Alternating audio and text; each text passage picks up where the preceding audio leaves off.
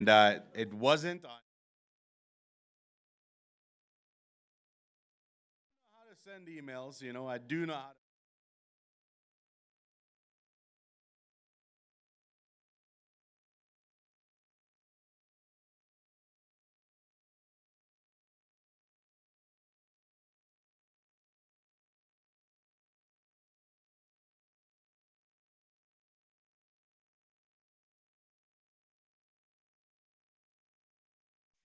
In true leadership fashion, I blame other people, so yeah, I did no take zero responsibility for that.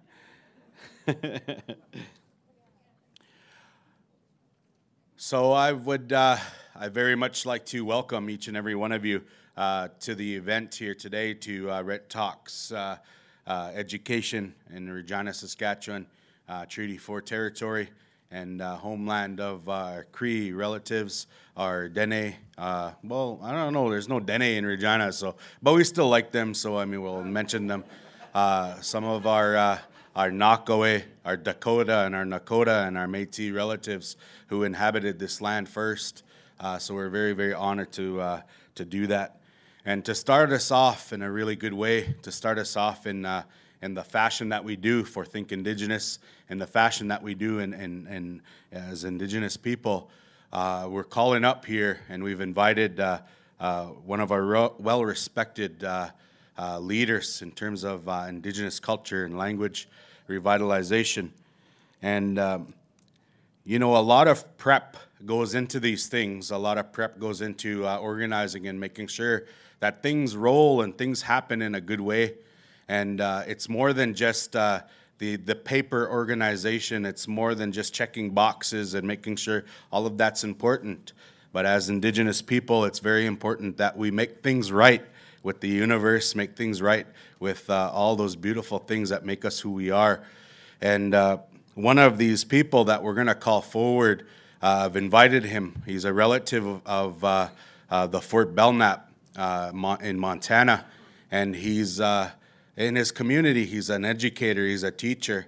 And there was a group of 3 people that were given the status of a teacher status in the state of Montana, and that didn't necessarily have a Bachelor of Education. They recognized their Indigenous knowledge. They recognized that their ability to revitalize language, and they promoted them and they uplifted them. And one of them in 2015 spoke at Red Talks Think Indigenous in Saskatoon. His name is Terry Baraki, and the other one.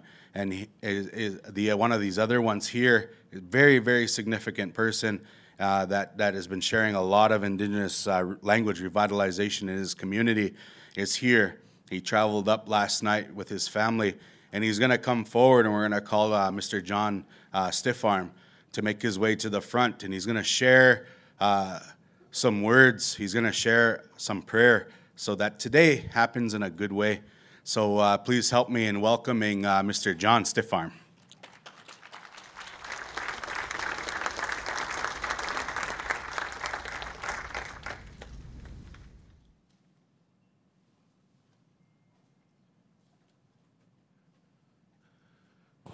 Thank you, Chris. Oh, hey, ni tain. Ni nahaban, ni nothan, not seaten, that's it. Ni no on in nen. Nitanen sinan na wun on heaten. Ni tain than on nithats. Nei no, hithats out sick das o hannak. Ni thay no kip was nitoi kip. Ni thay no on open athlete. Nitoi kip ni thoughts and nayats no doubts nit the iniki. On the iniki. Ni na no he thoughts and nay. And by 8 down with no hawu. The nayat see he thoughts and nats. On nak. No, what done he ha? That's a neat thought though. Ni nothing. Not heat then, how can they heat then? Oh, ni. At pipit no. At pipit the sit the wuna. Oh, p nitan, no eats it. Ni thoughts and no Dauts niteiniki, no what done hey ho. No ethanoni not be nay dayets. And it's a difficult task. And each of us coming here seeking, as my relative and friend was talking about, that revitalization. And it's not only when talking about language, as teachers, as educators, it gets tough. I've done this for 12 years, through kindergarten through 12th grade, and teaching our way of life. When we say culture, we know how multifaceted that is. It's just not language, it's just not ceremony, it's values, history. And it gets tough, because as a teacher, you're just not teaching that to the children. Sometimes you're having to be that counselor. You're having to be that one that has to sit there and try to find the right words at the right time, because they don't have no food to eat last night, because they don't have a place to stay, because they're dealing with a lot of the maybe abuse that they experienced in their young life. They shouldn't have, but that's the reality. I was speaking with a young person just the other night, and I had these questions and trying to get ready and come in here to this gathering. I asked them, I said, why is it that our young people don't participate in our ceremonies? I asked this to one young person, and he was just so honest. It was beautiful. He just said, because I'm not interested. I said, well, why not? He said, I don't know. I said, well, what are you interested in? He said, video games, reading books, getting good grades at school. Oh, I said, why getting good grades? Oh, because I get money when I get good grades. Oh, I said, that's a good thing. Video games, did you go to a class for that? To get better at that? Oh, no, I just watched some videos on YouTube and kind of do it on my own. I said, you did it on your own. I said, okay. I said, what about our language? What language you know? Why don't you use your language more? Well, this is a 15-year-old young man. I'm embarrassed of making a mistake. I said, you know what? I said, thank you for being so honest. That's good. I said, you know, you probably don't remember back when you were 3 years old, 4 years old, you were learning how to speak English. I said, and pretty certain that you made mistakes then. I said, but they didn't embarrass you. Do you remember being embarrassed when you learned? No, I didn't. In fact, they probably thought it was cute, but they didn't put you down for it. I said, it's the same way with our language. It's the same way with our ceremony, with our culture. So we have to be really careful as educators, as teachers, as community members, as we talk about revitalization of our ways, we talk about keeping it alive, we also got to think about how do we give it momentum. And that's the challenge right there, because we're competing with video games. We're competing with this Nihatu culture. And so we have to be creative, and we can't give up. We just got to keep trying. I remember when I first started teaching, there was a gentleman. He was getting to be 80 years old, and he was a teacher of the Nakota language back on Fort Belknap. And I'd sit and visit with them, and he was so frustrated. And I don't want that for any of us. I want us to have that same feeling of when we came in, that vision of wanting to share language and our culture with their younger people and to see it flourish. So with just that little bit, I want to say a few words, but not just me, at all of us, that we come here with the shared purpose. This is my life, what I do in teaching, with our way of living. It's just day in and day out. And so to come here and join minds and hearts with like-minded people is is really a good thing for me. I wanted to come support Brother Chris Scribe here in his efforts and all the staff and what they're doing.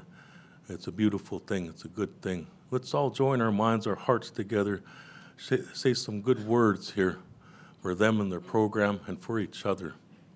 Ask for good things. Oh, it's a non bad to sup up at this no nets need the nets. Can they hear in kin horn in the knees and the penay Pete out snit the indicate beat the woo, and I no need dine. Only nan and it's it say beat the woo. No, then beat the woo, nay, it's see thoughts and that's not out snit the indicate no. Hey, what done hey hom beat ow. Need he bear. Benay at states no at two bjots at day nets and beat the woo. But then had pee thou it's nit then and beat ow. Oh, what done hey ha no what no ha woo. But then had need the heaven. No at anakits. Now it's nit day. Anakit no. Inakit. No. Walk gets. Need the even pee nits at say ha. Oh, Chris Scribe no it's no nits at say ha. But then had been in ni babyan, no ni inakit, no at inakit ni and beat the woo. Heath and on in can hand. Nippin and pee ni and beat the woo. Wawana. But then here, woo non there ni he bear. I thought, no nani thon. When we end our prayer, we say that's the way it is, and we say, not no nani thon, may it be that way for our children. Oh.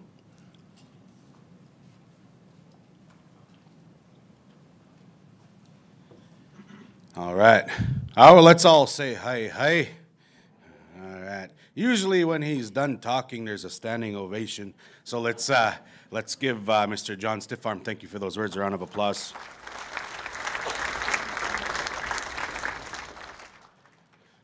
So part of the vision of what we're doing here today, part of what happened for Red Talks, what happens with Think Indigenous is it's very happens the way it's supposed to happen.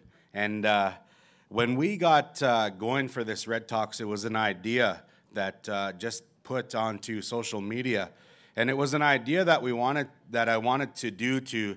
It was for a selfish reason, is that where we work and what we do in terms of Indigenous education can be frustrating at times. It could be difficult. And I needed a shot of a life brought back into myself. And how do we do that? What do we do in order to function that way? And I had a really good conversation with one of the students that go to the program of ITEP that I work in, and he was needing motivation to continue to do the amazing work that he does. And he said to me that he was looking through and listening to Think Indigenous videos of the Red Talks. And I thought, I need that as well, and if it's not just me, it's probably a lot of people that need that. So I put out a call on social media, on Facebook, and I put that out and saying, here's an idea, I don't know if it's possible, but here's an idea. And then it kind of blew up a little bit, and got one really good phone call and text, and it said, okay, Sask Polytech will help. And I was like, okay, so what does that mean? Well, we'll have the facility, we'll have some cookies. What else do you need?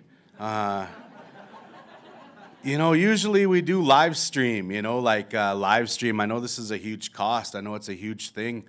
But the reason why this event is live streamed is because this knowledge needs to be out there for everybody. And it needs to be out there and shared with people from all over. It can't just be an isolated, elitist Indigenous crew or people that are working to just witness this. The words that John spoke here, the words that you're going to witness today are important for all of us to know and learn and be inspired to move forward.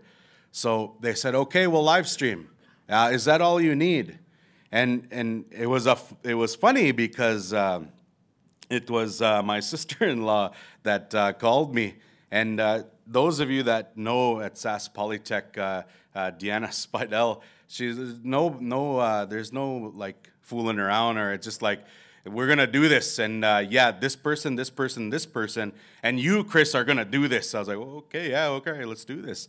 So all of a sudden, everything rolled. Live stream was available. Parking in institutions, those of you from a university or from a college, parking, I think, is where they pay the provost and the president's salaries at, because they're just all over giving tickets.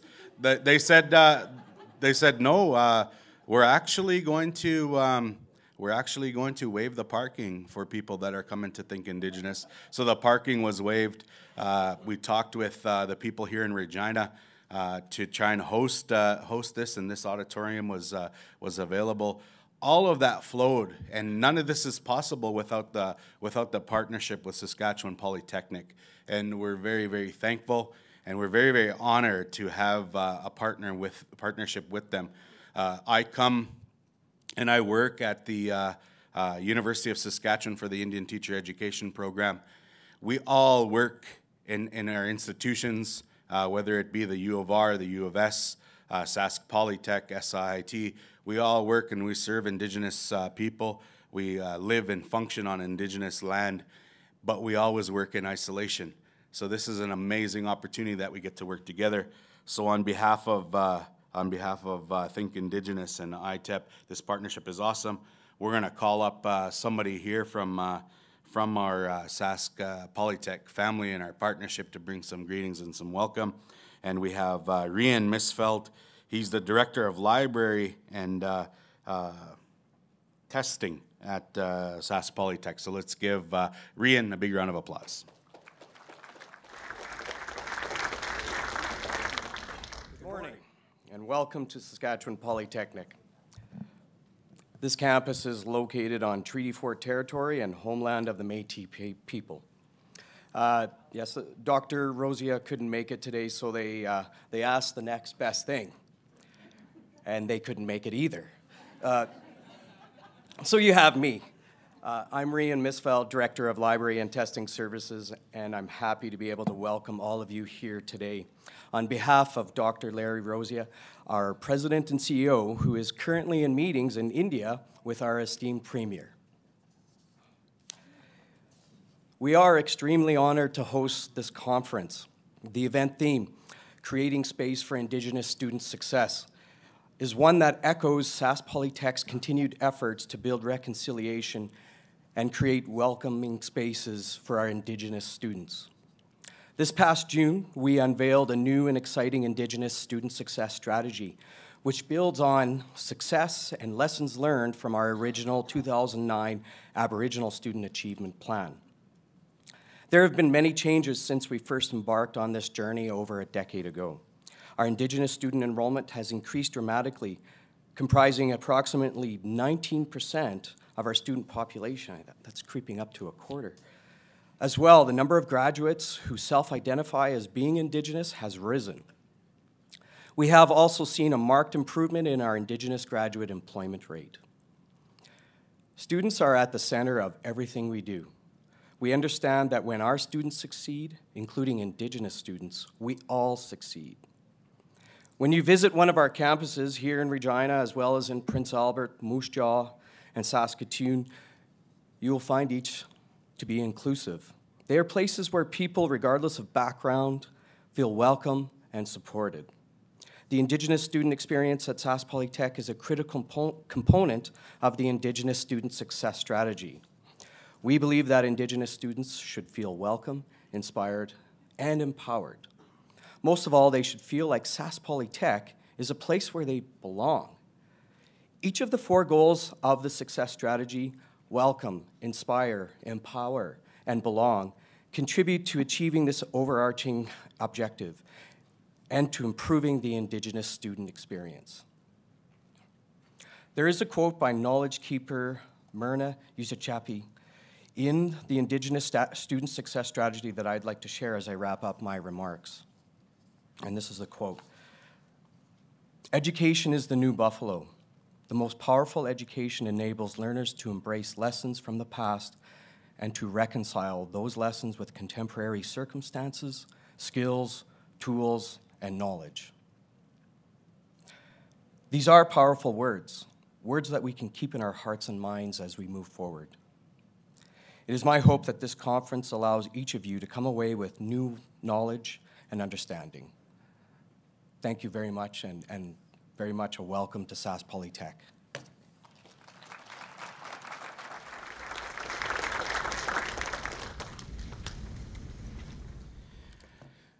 Yes, thank you very much, Rian. Very good words, thank you.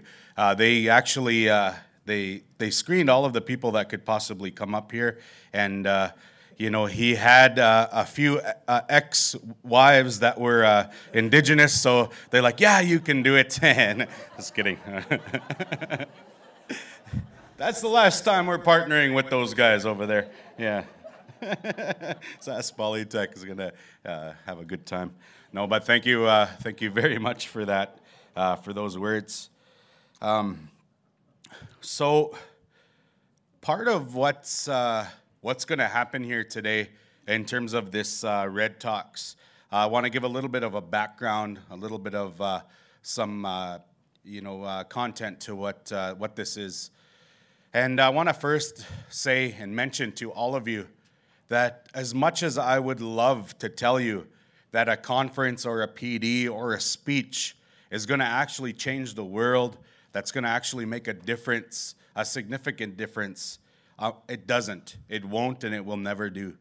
All we ask and all we want to do here is we want to inspire people to think with an Indigenous lens about their approaches and what we do. We want people to think that and value Indigenous knowledge in the processes and everything that we do and how we function. This is an important aspect of what happens. And one of my favorite things to do, because I have to travel quite a bit for my job and for different things, is I tune into a thing called TED Talks. So TED Talks, you get to listen to those. It's a big deal, you know. They stand on a red circle, and there's big fancy people, and they all listen, and they get to see it, and they get to be a part of it, which is awesome. It's amazing. It's powerful, and the words and the ideas that are shared, they're phenomenal, and they're within a 20-minute time frame, 18 minutes, and I always wondered why the 18-minute piece was a part of that. The reason why is because within that time frame of less than half an hour, within the 20 minutes, people are engaged fully and listen and retain a huge percentage of the knowledge that's shared within that time. And this, what we're doing here today, is meant to inspire and help us retain and help us move forward and take things back to start changing and doing things differently. All of us in here and all of us that work with Indigenous students, we know and we understand that things need to change. We know and we understand that what's happening and what's the function of what's going on in this world, things need to change in terms of our approaches. Because our people, our students, are failing within our systems. They're failing within these institutions. That is not a lie, that is the truth. And this is something that we need to acknowledge and we need to understand. And no change happens by being status quo. No change happens by doing the same thing over and over and expecting different results. We have been doing and functioning within a system that's designed to kill Indigenous people. All of us, and we all contribute to that. So we need to think differently about our approaches. We need to disrupt, because disruption is the only way that things change. And some of that means that occasionally we have to truth bomb the heck, or shall I say, we have to truth bomb the shit out of what we do. And this is important for all of us to do here. All the speakers that you're going to have, I didn't coach them. None of them were told that they can't say certain things. None of them were told that things are off, they can't say and they can't do. All I gave them was tobacco, and I said, share your knowledge in the best way that you know how. So some of that may be disruption. Some of that may be forcing us to get out of our comfort zones because we have no time to waste. We have no time to do status quo. In my role in what we do for Indigenous people, we get into positions of leadership. And a lot of times, if you're Indigenous, you're leading Indigenous initiatives. Those of you that work in systems that are non-Indigenous in nature, like a university or an institution, you're asked to do all things Indigenous. You're asked to be the expert on everything that's Indian, everything that's Métis. That's our role that we have. That's not okay. That is not something that we should be okay with. One huge aspect of our work and one huge aspect of what we do is we need to understand the concept of territory. Time and time again, we hear people talking and acknowledging First Nation and Métis homelands. They get up and they say these words and they mention them and they talk about them. You know, that's awesome that you say that. But words are easy to say. We need to acknowledge that a culture and a language existed on this land for thousands of years. We need to acknowledge and understand that Indigenous ways of knowing are valuable and powerful, and they can make a difference in what we do for this province, for this country. We need to value that. And it's not only Indigenous people that need to do that, it's all people. It's all of us. Two questions that I always get asked constantly that come up, and we have to think about how we answer them. One of them is, why do we have to focus on Indigenous culture and language? Why is that the thing that we focus on when there's so many new Canadians coming to our country? Why are we not focusing on all of the new Canadian thought processes and the ways of knowing for them as well? Why does it have to be Indigenous? I hear that question all the time. And the answer is simple. The answer to that is simple. And what it is that if I were to be a German person living here in Regina, in Treaty 4 territory, if I was German and I lost my culture, I lost my German language, I lost my German culture, my German dance, and my German drinking ability, where would I go to relearn that? I would travel to Germany to relearn that. And I would expect that when I get off the land, I get off the plane and I enter that land and that territory, I would expect German language, culture, tradition, everything about what is happening. Dance would be there, would be accessible for me. I would expect that. Now, I am Cree and I am Nakota. If my Cree and Nakota language, culture, ways of knowing, and Cree and Nakota good looks were gone, where would I go to relearn it? There's nowhere I can go. There's no country that I go because it exists here. This is where it needs to be. This is where it needs to function. All of us should expect to be immersed in the culture and traditions of the land that was originally there. Just like you would if you went to Ireland. Just like you would if you went to New Zealand. Just like you would if you went to France. Why does it change when we come to an Indigenous territory? It shouldn't. That's the answer for all of us to that question. Because they can all go somewhere to relearn who they are. They have access and they have resources available to them. They have an entire country and homeland where that exists. So here in this territory, we need to acknowledge that there's Indigenous language, culture, and ways of knowing that exists here. And we need to immerse ourselves in it, and we need to celebrate it and value it. That's the one question. The first answer to that question. The second question I get asked time and time again is, I don't include it because I don't want to make a mistake and have Indigenous people get mad at me. Well, that's awesome, you know. But guess what? I'm a teacher by trade. And guess what? I taught English language arts. Guess what? I'm not English. So how did I become a good English teacher? How did I become skilled in being a solid teacher of English methodology and pedagogy? Well, I went out and I found resources to learn how to do that. I went out to make sure that what I did was powerful and important, that when the students that were sitting in front of me, that they actually learned the objectives of what I was teaching them. Why does that change when it's Indigenous knowledge? Why does that change and we opt out and say, I don't want to make a mistake? Imagine a teacher standing in front of an English class saying, yeah, I'm not going to teach grammar today because, I don't want to make a mistake and then a parent get mad at me.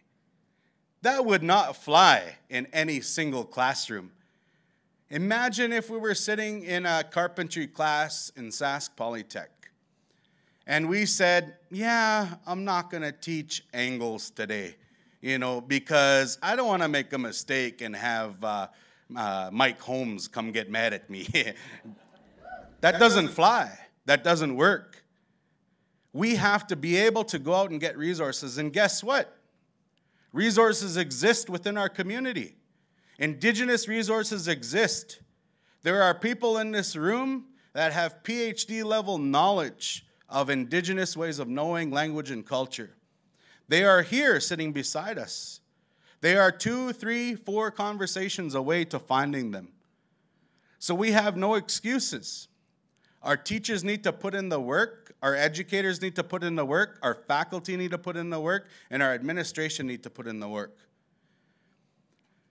Part of my talk and part of what I wanted to share here today was perceptions on Indigenous leadership and student support and Indigenous student success. I believe that Indigenous students' success and them succeeding is simple. It's not difficult, it's easy. But it requires institutions, it requires people to go out and make a difference and go out and find resources and go out and do it properly. When we write a research paper in any academic form, we have to cite the references that are in our work.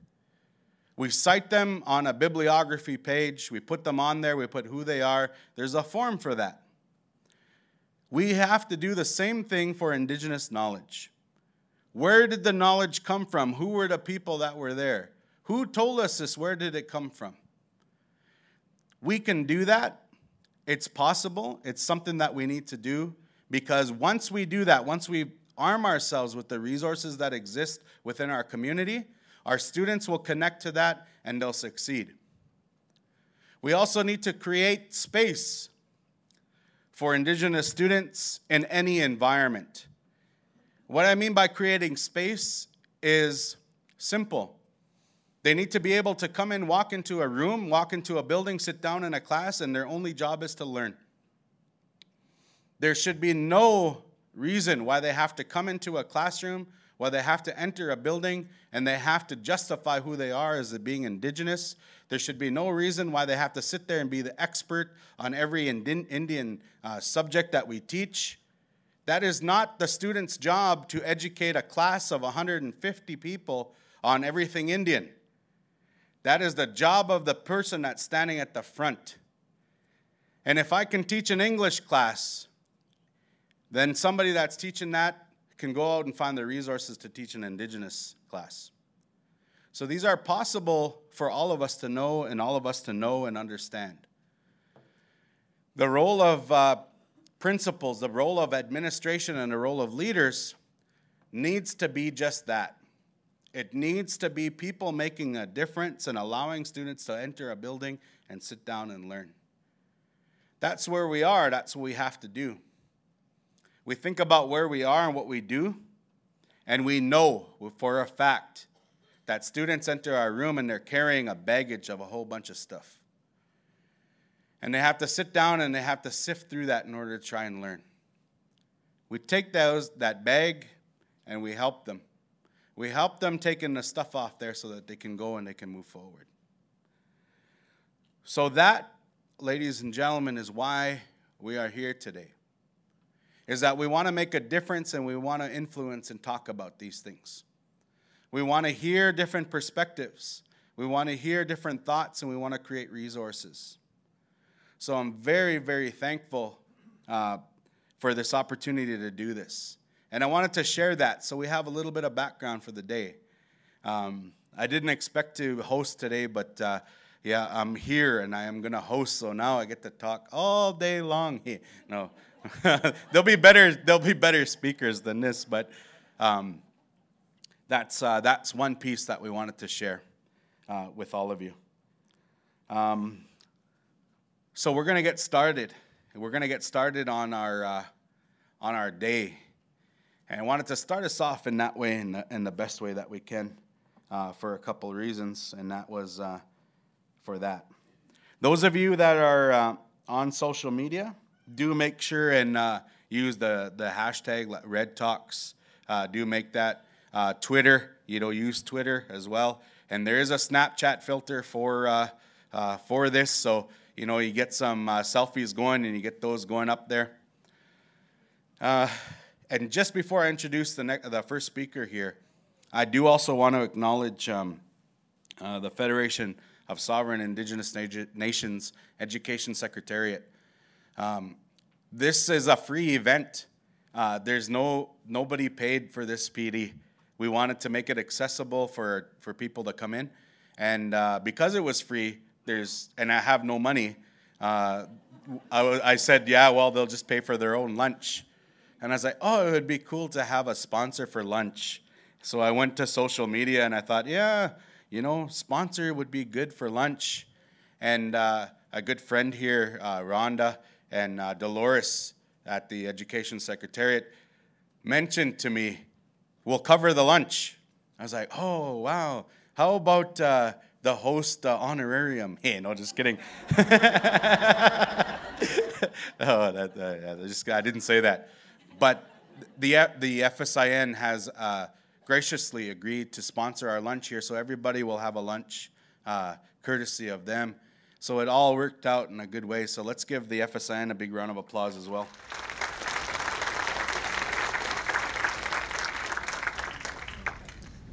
Our first speaker here, his name is Peter Turner. I've known Pete, for many years. We were part of the same graduating class out of ITEP in 2005. And he was, he sent me a bio, but I'm not going to read it. I'm just going to make stuff up about him. But so he's always wanting to, go forward and help out and do things in a good way. And one of the things that he used to volunteer for while we were in ITEP is he went forward and he did the soup kitchen, and feeding the homeless and feeding the people that need that.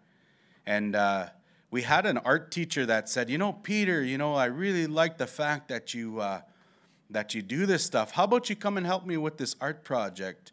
We're going to do it in downtown Saskatoon, and I really like you to come and do that. And Pete was super pumped. He was kind of like a brown noser out of all of our people. So when the instructor asked him, he was just all over it.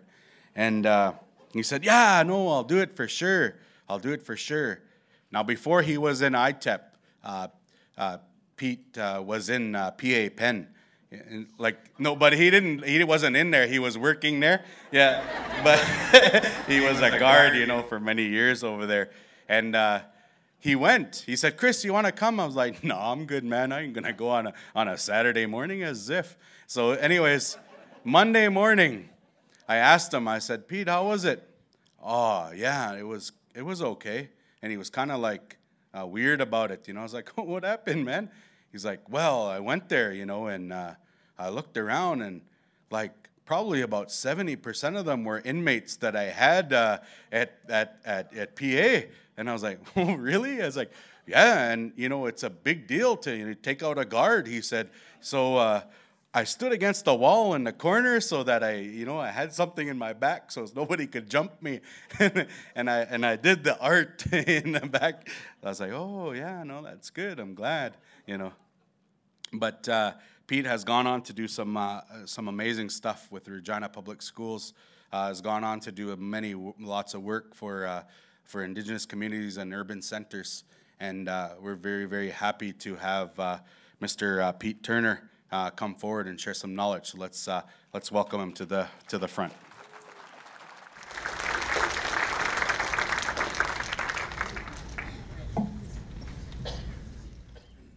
Right on, thanks. Good morning. Thanks again, Chris, for those remarks. I'd like to start off by introducing myself, Peter Turner, Nisigasun, James Smith, Cree Nation, Ochinia.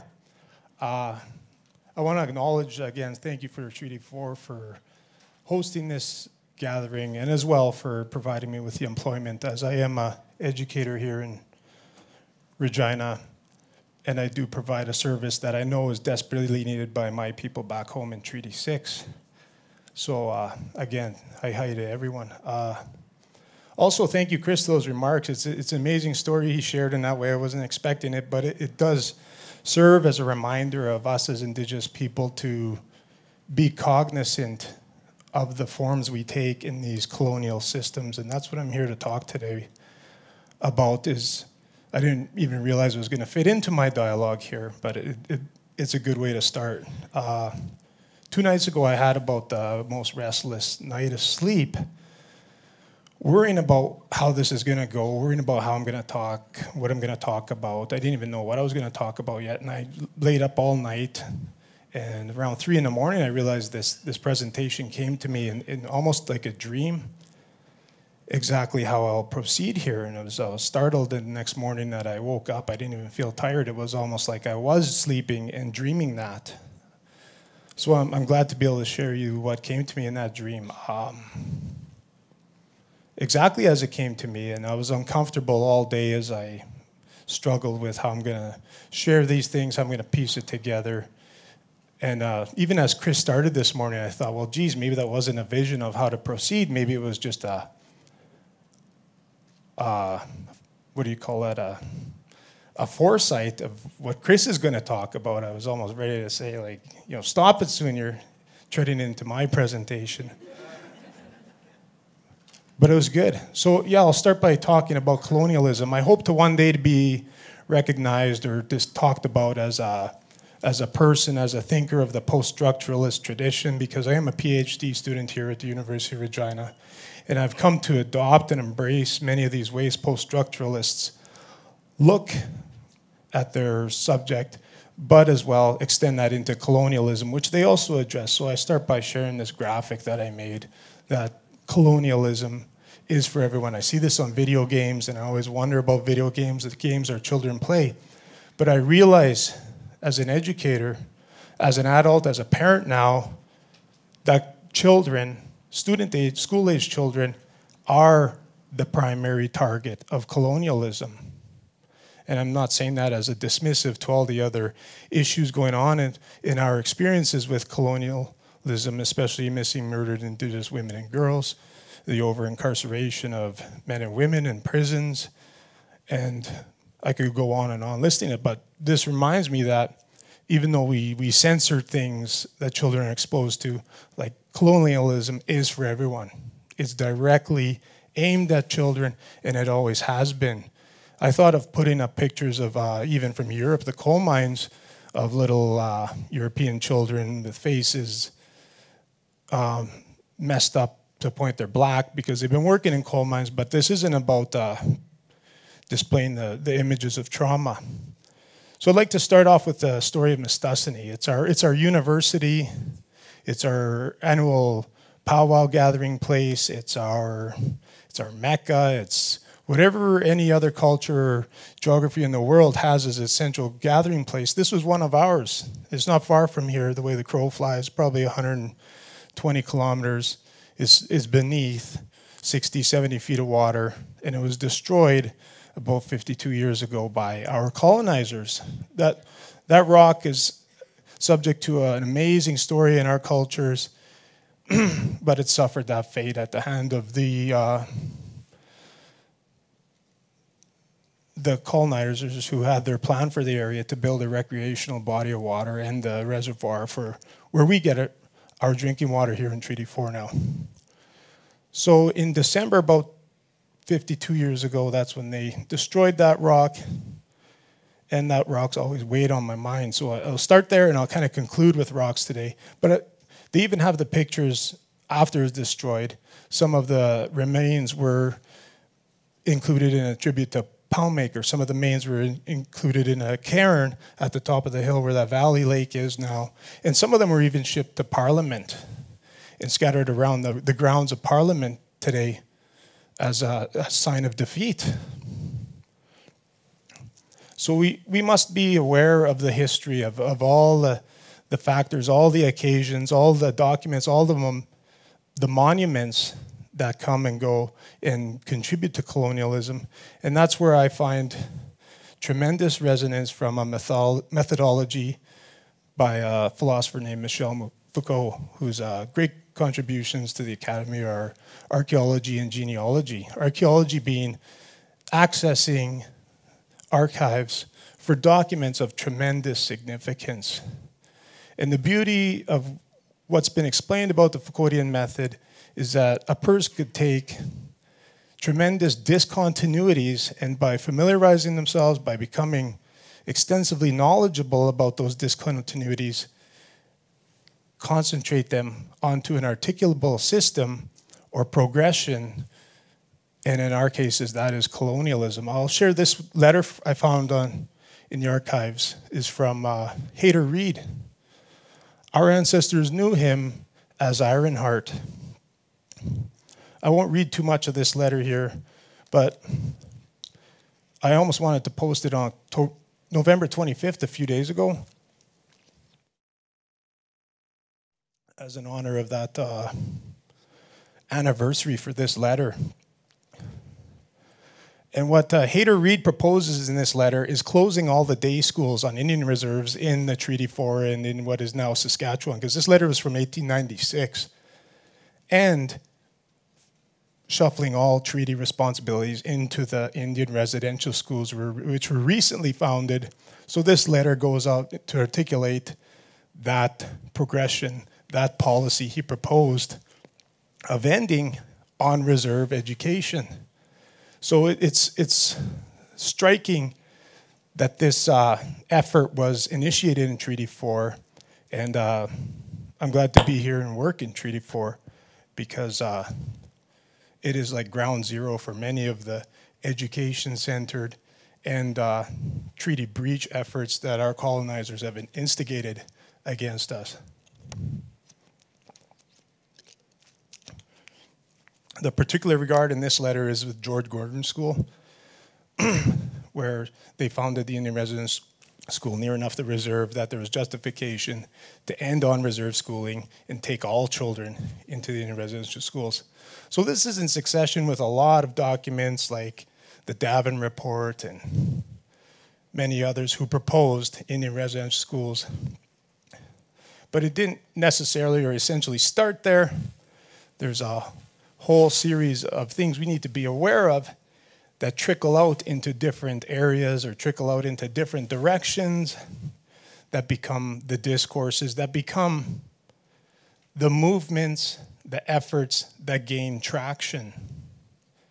And that's one of our difficulties is working against those is we have to know where they live. Colonialism is alive, it's everywhere. If we're not cognizant, if we're not articulating our issue, our effort, then we're pretty much just ignoring it when we should be taking it head on. Here's another letter I'll come back to more, but I just want to read it for now, the most important parts that I see from this letter. This is from Lawrence Herkmer, who was a Northwest Mounted Police leader at the time of the Batoche, and then subsequently the commissioner of the RCMP, a high-ranking colonizer. He wrote this letter in 1886, a year after Batoche, to the Commissioner of Indian Affairs. At present, the police have instruction not to fire on any parties except in self-defense, and this order is well known and taken advantage of by the Indians and others intent on horse stealing. So that kind of paraphrases where he's coming at with his letter. There's horse thieving going on. At the time of John A. Macdonald's starvation policy. With the great present scarcity of water and the inclement weather about to set in, it will be impossible to prevent Indians from the south stealing horses unless the present orders given to the police are modified.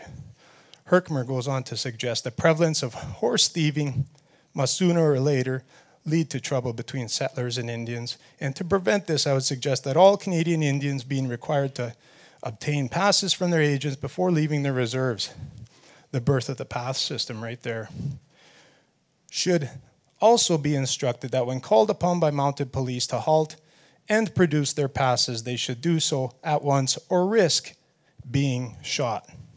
In plain language, that's the policy the leader of the police wanted to implement at the time. And I say this with all respect to Colton Bushy,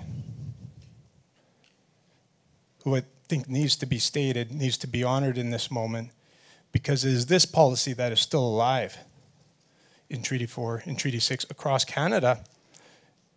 And it is the Foucauldian method, the genealogy that we can now articulate and trace to its origins and observe it in magnificent detail in government policy.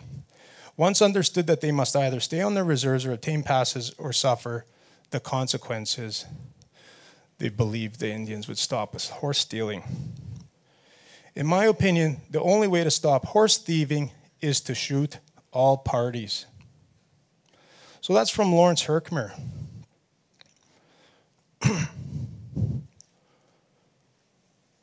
To the Commissioner of Indian Affairs, a year after Batoche, and they both lived around what is now Regina. So when I talk about my research, I talk about discourses, what I want people to understand is that, again, back to the tractionable efforts, the tractionable stories, our own cognizance of our own situation, we have to be aware of, one, not only the stories we're putting forward, but two, is how these stories will be picked up. And I have two juxtaposing stories here from my reserve that came out in the media at the same time.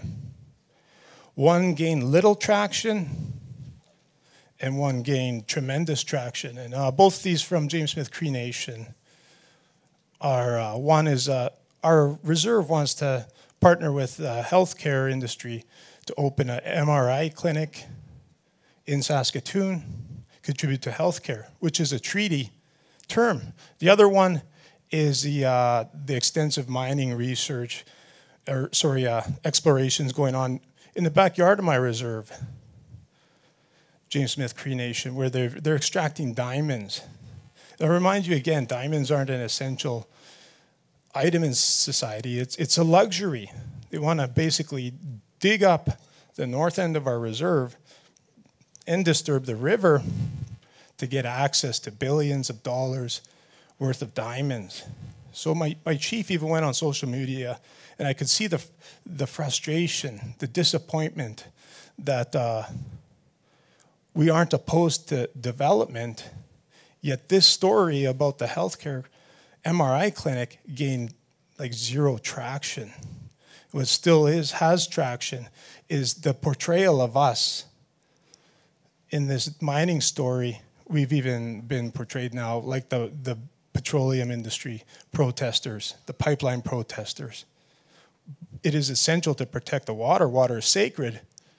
But from this illustration, you can see how discourses do us a disservice. I'll point again to pipelines. We live in a country now that's lost a major automobile manufacturer because it's not because we're stopping buying res cars. It's because people are moving away from those destructive vehicles. The market demand isn't there. Yet, what's become a larger story is how this affects the pipeline issue, the petro extractive industry in the West here, how we again are conveyed as the obstruction for the economy, for development, when we are essentially trying to elevate our settlers to a higher state of being, to maybe even a more efficient use of energy or alternatives in order to live in a less destructive way in the world. So we come back now to education, and I'd like to point you to another graphic here. From 1960, tuberculosis research conducted by our government showing the tuberculosis rate in the Indian and Eskimo population, those terms at the time, and the non-Indigenous on the right side. And in 1960, again, tuberculosis was quite treatable, curable, preventable, but since 1940s, but these are the statistics then. And you might look at this and I don't know how they looked at it back then, but now that we as Indigenous people have our voice and are seen as able to know, I'll share this with you, is if you look at the ages again of the incident rates, you'll see that those ages are our people again, our school-age children, our populations living in the colonial systems. The highest incident rate is from 10 to 9 being the ENDA 0 to 9 being the K to 12 education of those years. And you see the other side is a population of non-Indigenous. It's the adults. So likely the employees in those same systems, institutions. It's no wonder then that the two correlate with each other that way, because they're just sustaining the illness amongst those populations. And this is a dramatic illustration of how systems contribute to the well-being of those in those systems. And I'm going to come back even further to my own personal work. In North Central Regina, about 6 years ago, Maclean's magazine issued an article that is the most violent, most degraded community in Canada. And I am personally glad to be able to say I now work in that community. And just like the discourses, just like the tractionable stories, I found it quite different than what that article presented. In fact, I find peaceable, loving, respectful children and families, Indigenous families in this community I now work.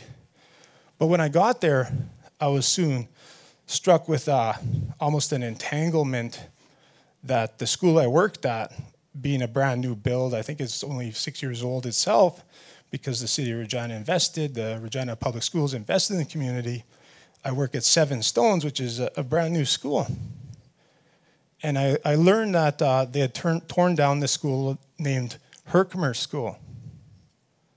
And again, this correlation only came back to me in this dream a few nights ago, that Herkimer was the Herkimer from that letter I showed you, who wants all Indians shot on sight when committing offenses. And I thought, geez, this is startling that they had a school named after this. Now I want to give our non-Indigenous people here in the Regina community kudos for recently overturning the name of Davin School. Again, the author of the Davin Report. I was first taught about that when I went to school with Chris Scribe at ITEP by Marie Baptiste, so I'm glad to say to her, if she does eventually come across these lectures today, that it is through her teachings that those kind of ripples come about and have this effect. Well, they dismantled the Herkimer School, and I don't even know if it's on the same location or not, but my first day at working at Seven Stones is I was out in the schoolyard, first morning I ever been there, meeting families, meeting children, and I saw this rock on the school grounds, and this non-Indigenous colleague who still works with me there came over, and I was talking to her. So I asked her, "What's that?" And she told me that's the old name for Herkimer School. When they dismantled the old school, they took the time to preserve and transport that rock to the new build's location.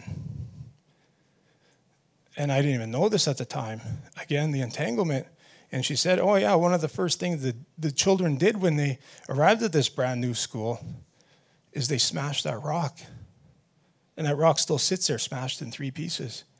The Indigenous children came to that brand new build, and that's about the only thing they've ever destroyed in that school. Think about that for a moment. Tremendous meaning in that gesture. So what I say to you again today is I echo what Chris has said so far, is that in education, in our culture, where there's been so much effort to destroy, dispossess, dismantle our culture, Indigenous people, especially Indigenous learners, in that vacuum will pick up on anything that we put in front of them, whether it's gangs, whether it's sports, which has been done in different locations. Diane Millions wrote a book about how Alkali Lake picked up on the Alcoholics Anonymous movement to transform their destiny. It just shows that in a vacuum, we'll pick up on whatever's delivered. And I encourage everyone to deliver meaningful indigeneity, language, and land, because those are the most certain guarantors of our self-determination, our success. And I say this being myself, about all I've really done in my work as an Indigenous educator, as an Indigenous advocate in my employment, is just be there for Indigenous learners, care, affirm, honor them and their ancestors. Thank you.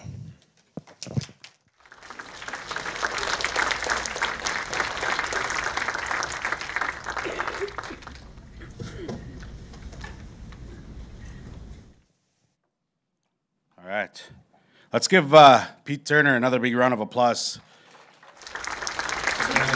Powerful words and some powerful thoughts there. Thank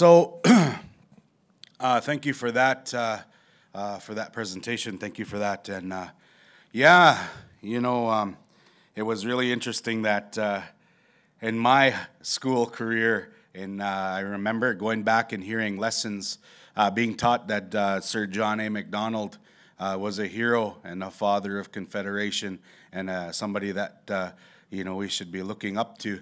I was taught that in school, and then when I actually found out about our bro Sir John A. as an adult, you know, in university, I felt ripped off. You know, I was like, holy smokes! Not a father of Confederation. That John A. is an asshole. You know, we're on live stream and I'm swearing around. You know, so holy smokes, we're into it. Okay. So we have another speaker, and then we're going to go for break after our next speaker here. Throughout all of our territories, throughout what we do in our education systems and just in general as Indigenous people, the power of language is essential to our foundation of identity. And we talk about that all the time. We talk about language. We talk about what that means to us. We talk about how that shapes who we are. And there's many people that are doing amazing work. There's so many great teachers. There's so many great strong advocates that go forward and just put their heart and soul into revitalizing language.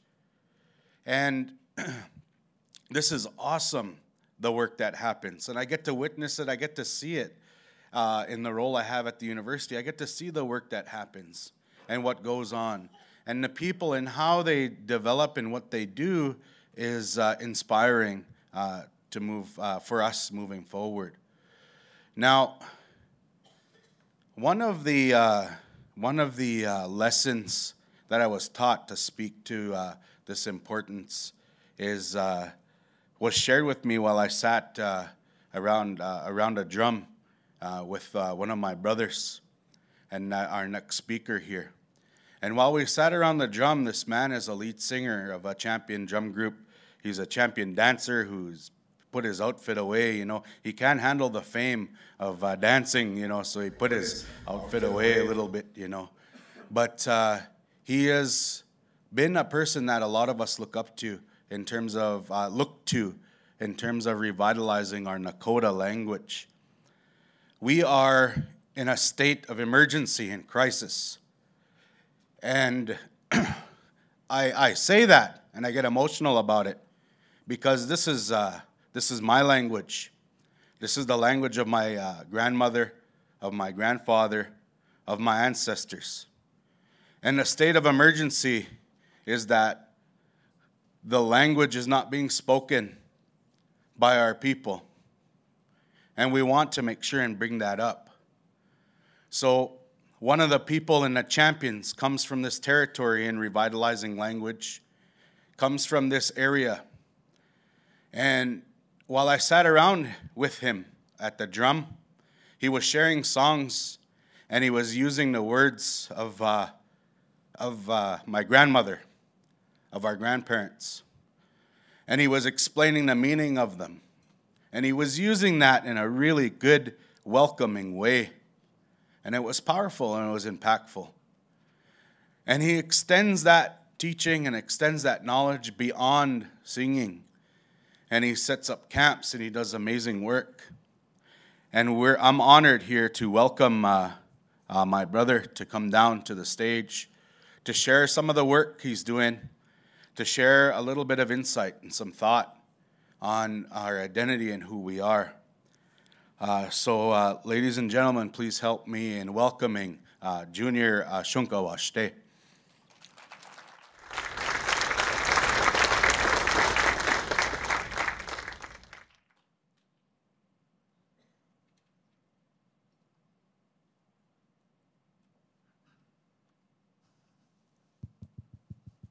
It's on. Yeah, thank you. Well, first off, I didn't know this was going to be live streamed. I'm actually, I'm a big, in language, I'm really big on not doing that to somebody. It does something to you as a language learner when they put you in front, not knowing. But it's live streamed, and I'm here. And so, with that, Nenagahane, Mitahashi Chris Iwuga, Nenwa'u, Oaknagwaji. Ambetene, Nakoniabi Ochango Nemnoha, Nina Otechino.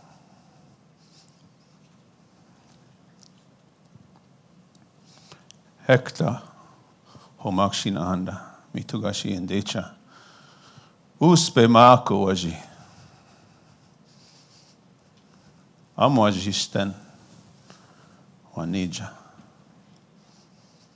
Wawakane Noha. Dagushkashka Noha. Tacha Achacha Daguakane Maaku. Inajikt. Hu nubabi tachane inajikt. Wana imnaninkt. Jechen. Makoche wakane. Hekta udagugichi oha ti.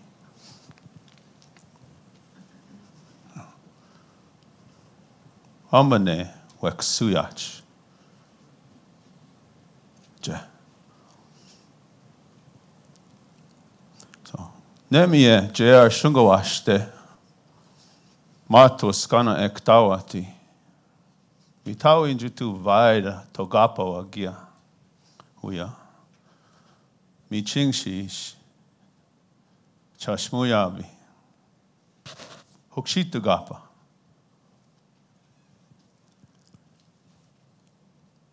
Namakota Ha Shahia Ish Shemacha.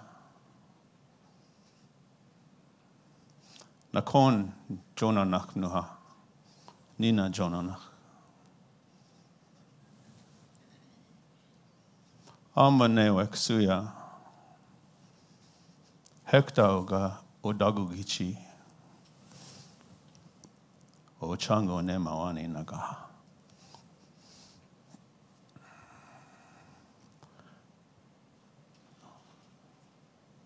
Due ni uhanen dawa chimnagabe naga. I want to wish you all a good morning. And I was asked to come here to share a story. I only have one story of language. And my Mitahashi, my relative, my friend, and I'm going to claim him. That's why I'd say me, Tahashi, in our language, Nakota. We could just say Tahashi, but it doesn't mean anything the way we understand it, Nakota. So, me Tahashi, because I respect him, and I'm going to claim him, and he's going to be mine, and I'm going to support him in every which way I can. So I want to thank him for bringing me honor to be here. So with that, my story goes like this. 20 plus years ago, a book hit my lap. This little book. I never went to education. I don't have a second degree. If a book didn't interest me, I threw it across the room. That's how I felt about a book, because it's not my idea. It didn't belong to me, so I tossed it. Had no interest. Everything. I floated through high school. I was good enough to get through it. That's good enough for me. Hit the ground running. I went to work and I made money. Loved it. Loved it. Found a job, secure job. 20 years I stayed at that job. But I had this book that hit my lap. This little book. And it was Nakota. 20 years ago, no one spoke Nakota. 20 years later, no one speaks Nakota.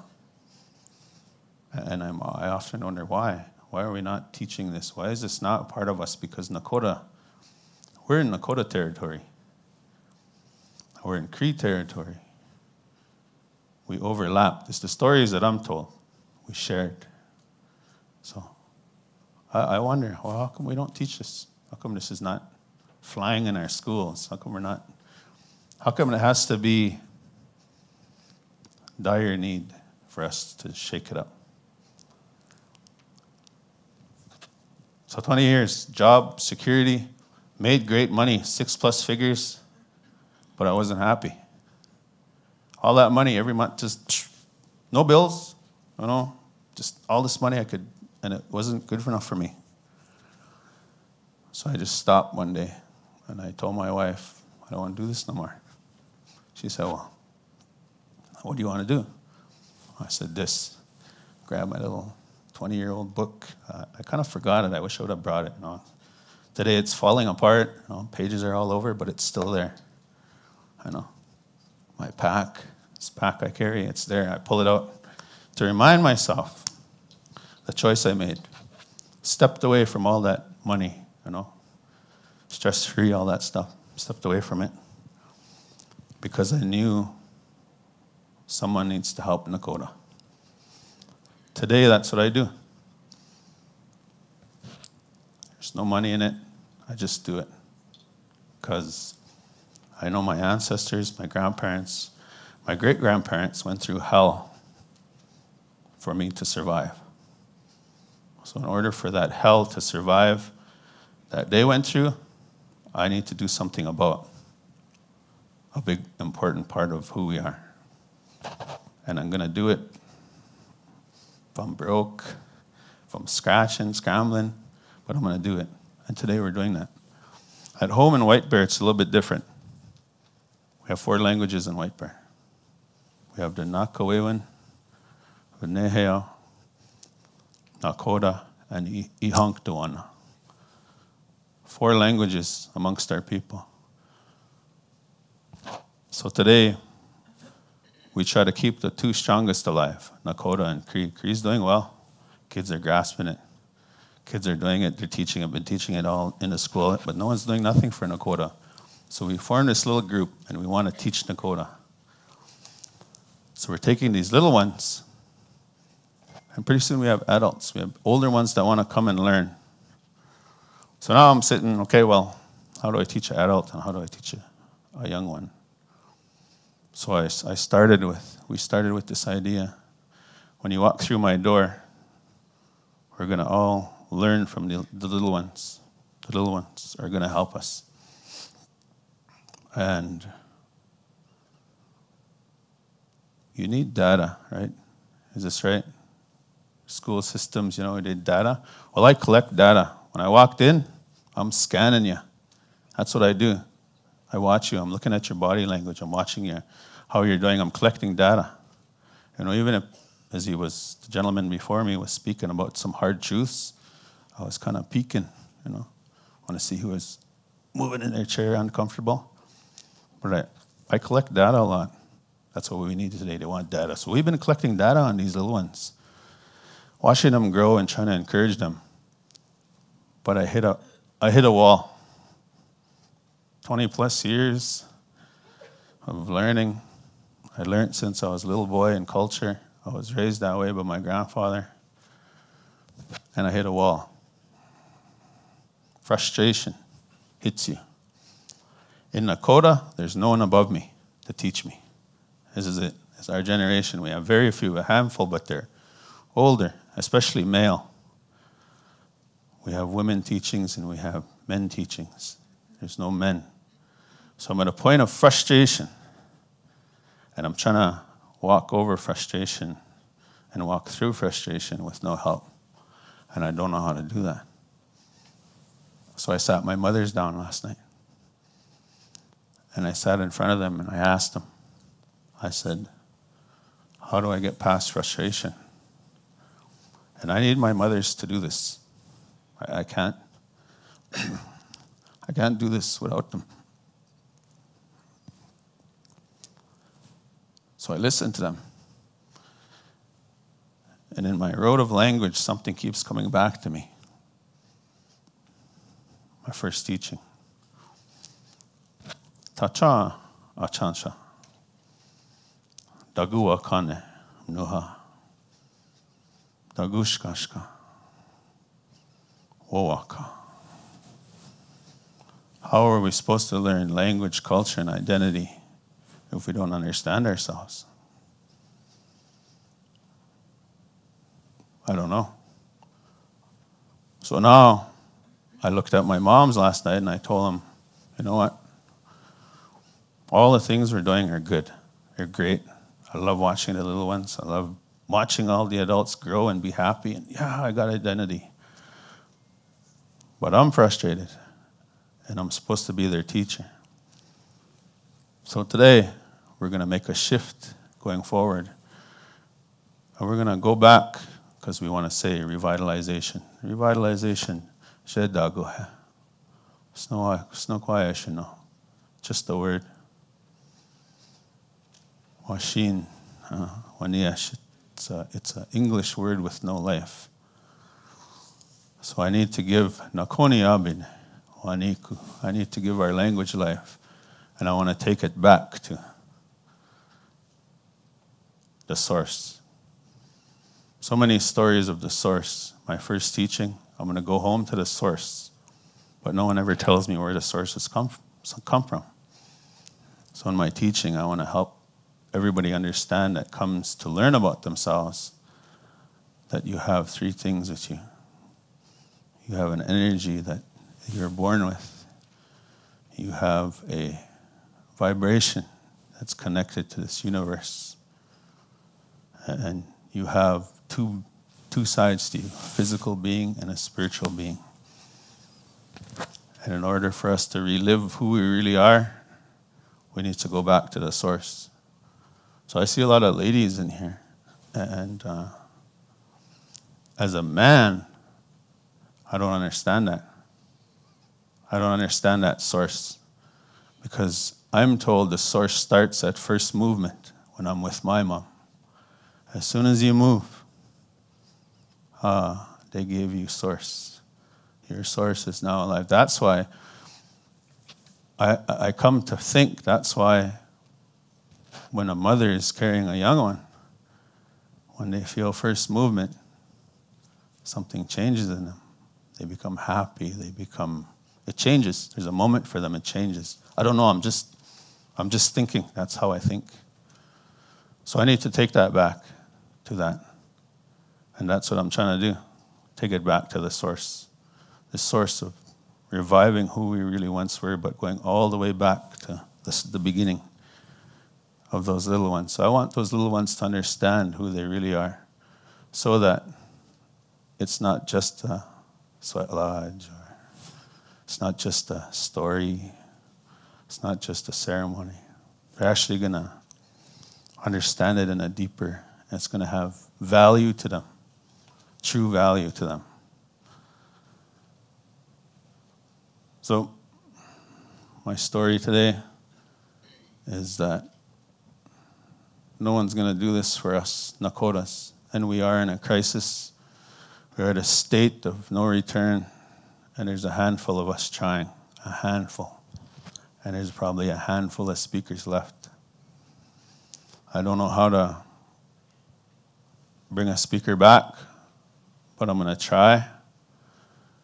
I'm going to try with teachings. I'm going to try with ceremony. I'm going to try with song. And I want to try with the idea of this teaching of source, because I know that that's where we need to go in order to understand ourselves better, so that language will flow and language will live, ceremony will live, and they'll truly be proud of who they are when they walk into that classroom with baggage, that when they walk out, they can leave a little bit behind, so that maybe by the end of the year, there will be no baggage, or it'll be lighter. And they'll be able to identify with themselves better. So okay. Let me JR Shungawashte, Wamnigiahiha, Imagiabina. Nes no noya, Amwajisten, Wanija, Tachane, Inajingt. Betone, Hu Nubabi, Ochango ne Mawani Nagaha, Imnuda, Nina Imnuda Nagaha, Nakoni Abi Uspekia Nagaha. I'm going to do everything I can to help it survive. And I want to thank everybody here for supporting my relative, Chris. With that, I'm going to leave it there with you. Shenang.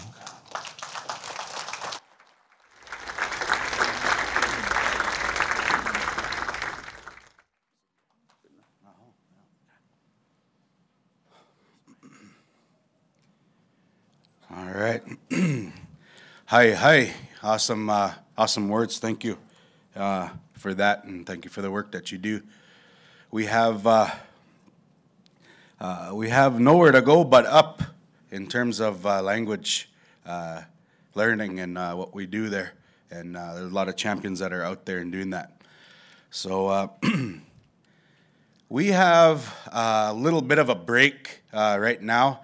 So just some housekeeping things that we want to do. We're going to be giving away my friend Marvin Netmaker. You know, he's bought an iPhone 10. One of those real big iPhones, and you know he's gonna give it away at the end. No, just kidding. He doesn't. But we do have some door prizes. You know, I brought some things over there, and I wanted to give those.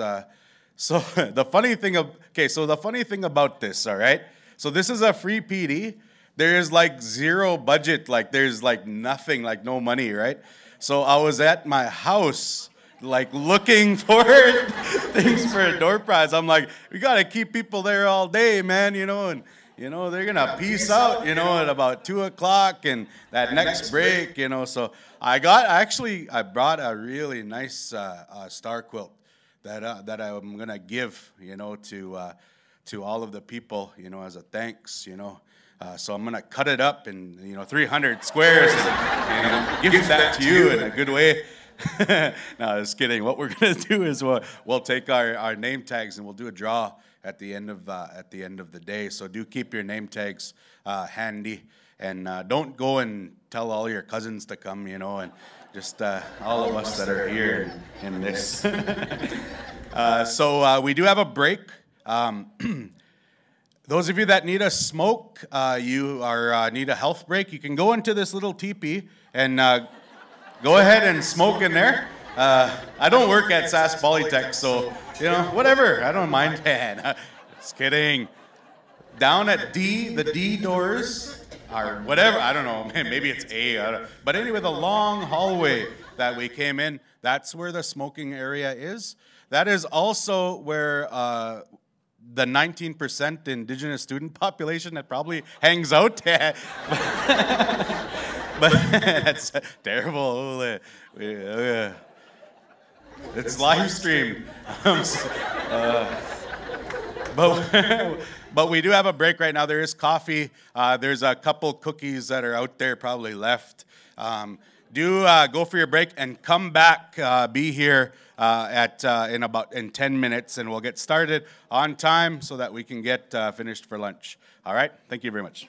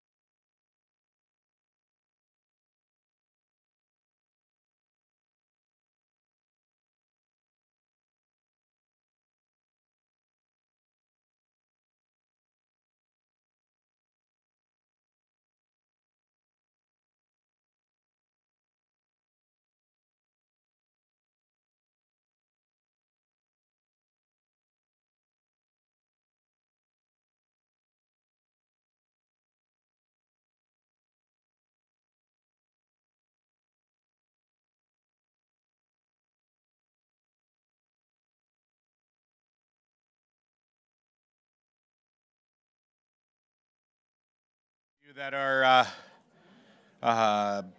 wandering around, we're going to ask you to find your seats, and we're going to ask you to come and get down, and we got 2 more presentations ready to go here. Very, very good here to see my sister made it on the icy roads, and she showed up at 11 o'clock, you know, and slept in. Yeah, it's live streamed, you know.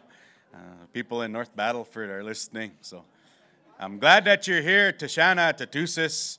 Yeah, I'm glad that you made it. Yeah. She was on time. I'm just kidding. Yeah, but we're gonna get started here, so we'll make our way to our chairs and our seats.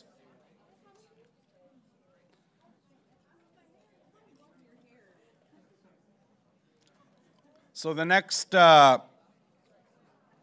speakers that we're going to invite up to the stage have both previously. So those of you that don't know, I always hear people say, "Oh, where do we get resources? Like, where do we find legit resources? How do we do that?" On, shameless plug, thinkindigenous.ca, every single keynote and red talk that we've had at our conference that happens on March 20th and 22nd in Edmonton, Alberta, every single one has been recorded and posted online. And those resources are there, a whole variety of topics of everything that you can think of. It's not only specific to education, it goes into all levels of what we need to do to support Indigenous thought. So those resources are there. You can click on them, you can listen to them. Also, since our start, we've partnered with Ryan McMahon. And Ryan McMahon does a podcast called Red Man Laughing. He is a CEO of a group called Macoons Media Group, and he's a partner to this work, and he's a partner to Think Indigenous. And through his podcast, through promoting, so he records all of the speakers and all of the talks, and through his podcast and through what he does, our Think Indigenous, our resources, has reached over 100,000 people globally. And this is a huge, huge deal because our voices need to be heard. Our voices need to be heard beyond this province, beyond this country. Our voices need to be heard because we're powerful and we have something to say. And I'm really thankful for the partnership with Ryan McMahon. He apologizes for not being able to come here, not being able to make it, you know, and he's listening online. And the reason he couldn't make it is that I couldn't pay him. So yeah, I'm just kidding. That's not why he's gonna get mad at me for saying that. But do download the Think Indigenous podcast. The latest one just recently dropped, so that's a huge deal. And a lot of really great things happen on that podcast. Now, the reason that I bring that up is that the next 2 people that came up are on there. They did Red Talks for Think Indigenous before. And they've come at different years. Colby was in the first year of Red Talks, and Andrea came in last year for Red Talks and shared some amazing words, both of them. And I share the Red Talks and the other piece because between the 2 of them, they had the largest following in terms of listeners that downloaded and listened to our podcast. And really, really honored to have them here. Now, I've asked them separately to do Red Talks before, and they are a partner, together, and living in a life and in harmony and beauty. And I wanted drama to happen at Think Indigenous. Things go too smooth, So I'm like, I'm going to ask them to do a presentation together so that I can cause like a rift in the relationship, and add a little bit Think Indigenous drama to the whole situation. No, just kidding. That ain't going to happen. But I did ask them to come and share words together, come and share some perspectives. There's a long line of a huge bio that we can read for both of them. And I'm not going to share some of that because the amount of respect that I have for the two individuals next. They've shaped a lot of the work that I do. They've shaped how I think. They've helped me be a stronger leader. They've helped me support Indigenous thought. They've helped support Think Indigenous from its start. And their words are going to be powerful, and they're going to be meaningful to us. And I want to introduce Colby Tatusis and Andrea Landry. Let's give them a round of applause.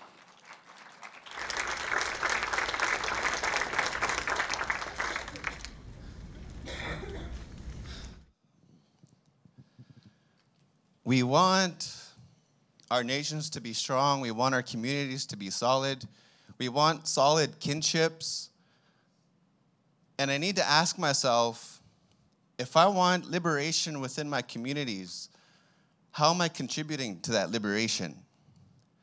Am I contributing to that liberation, or am I participating in mechanisms that are preventing it or that are blocking it? The liberation of our children is the very core thing for me in terms of strengthening our communities and our nations. And one of the things that really blocks that are a couple of sets of mindsets, a few mindsets. There is the fixed mindset and the growth mindset. How many of you ever heard of that before? Fixed and growth. Awesome, sweet. So that's from the work of Dr. Carol Dweck. And she talks about the fixed mindset and the growth mindset. And the fixed mindset is where I assume that I have the characteristics, the abilities, and the traits within already, and that I need to prove to the world. And that leaves very little room to grow internally, or even to learn new things, because I'm walking through life proving to everybody that I already know everything. Having to convince that I know this. Why am I listening to this person? I already know what this person's talking about. And whereas the growth mindset is where, yes, I have those traits and abilities internally, and that there is room for me to improve and to enhance and to grow, both mentally, emotionally, spiritually, and even physically. In order to create long-lasting change, I have to be willing to participate in the liberation of our children. And to do that, it has to be a growth mindset. But my job is to talk about the fixed mindset, because Andrea told me to talk about the fixed mindset.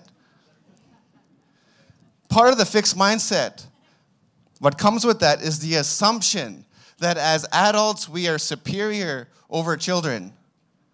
And that because I am superior, because I'm physically stronger, I have more mental experience, that I have the right to have an authority over children.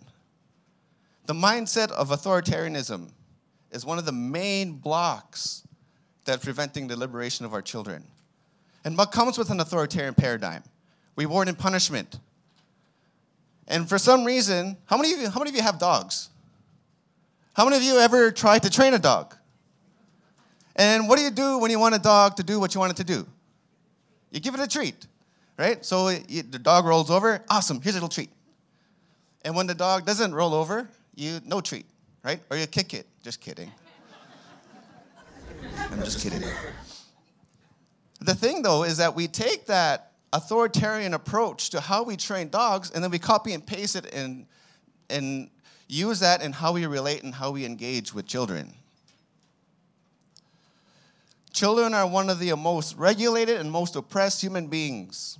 They're among the most oppressed and most regulated human beings. Even how they feel emotions is regulated.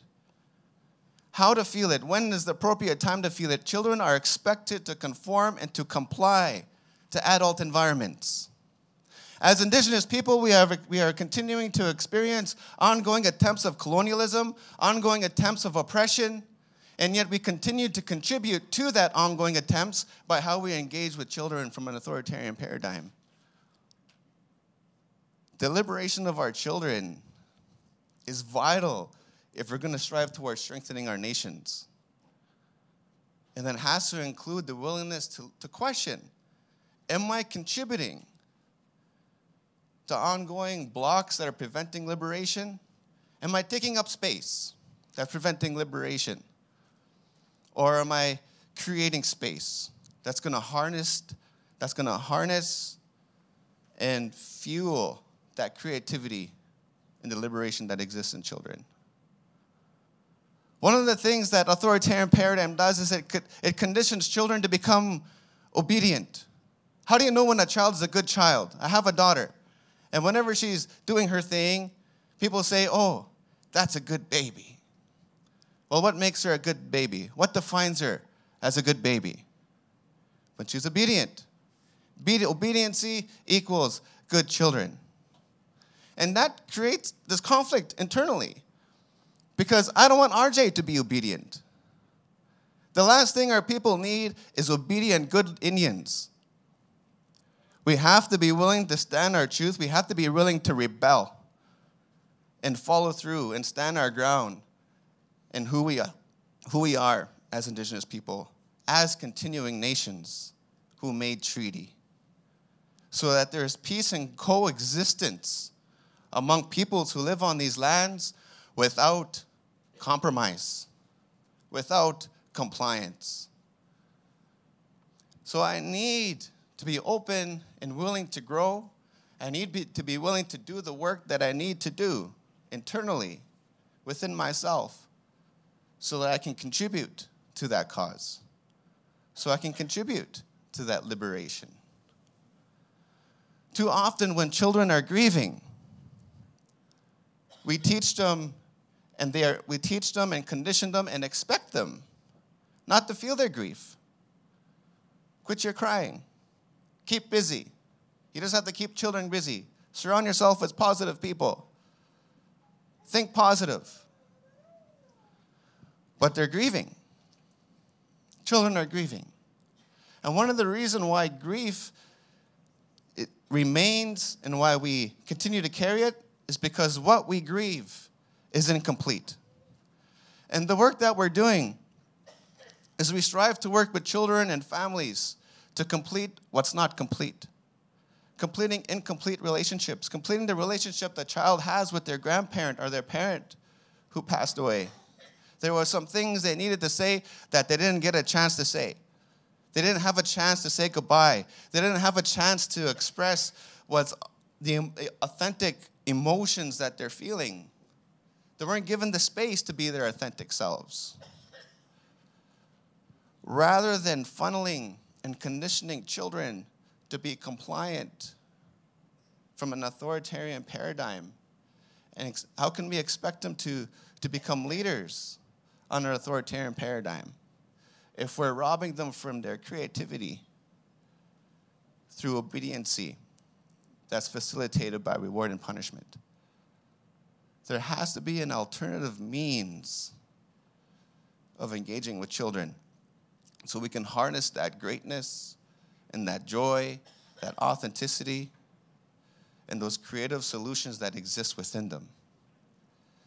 Because there's nothing wrong with our young people. There's nothing wrong with our people.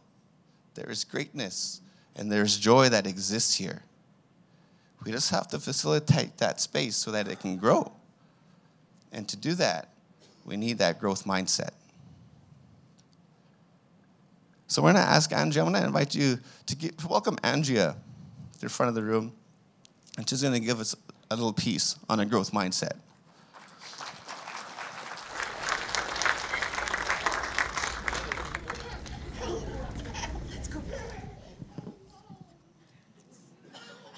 Peace out, RJ.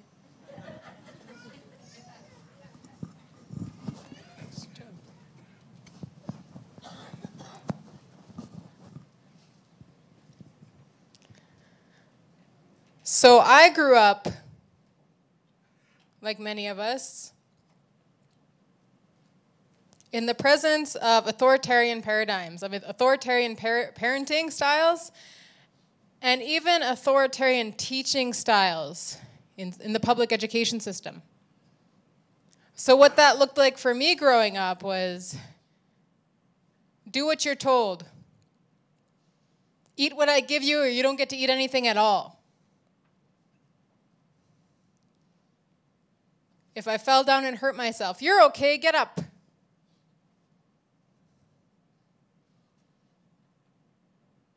And the challenge and the toxicity in authoritarian parenting and the authoritarian paradigm, and when it's utilized in teaching, is it can become very abusive. And it can become very abusive to the point where we as adults are not even aware that it's abusive. We're not even aware that it's impeding on the basic human rights of a child. Because we have grown to be so accustomed to communicating with children in this way, to having these kinds of relationships with children. Historically, in Indigenous kinship systems, children were seen as equals. They were seen as even more than equals. They were treated as gifts, and many families are beginning to practice this again. And many families never stopped practicing it. But with the rift of colonization and colonialism, and how it has trickled into our families, and how it has trickled into how we mother and father our children, and how we parent our children,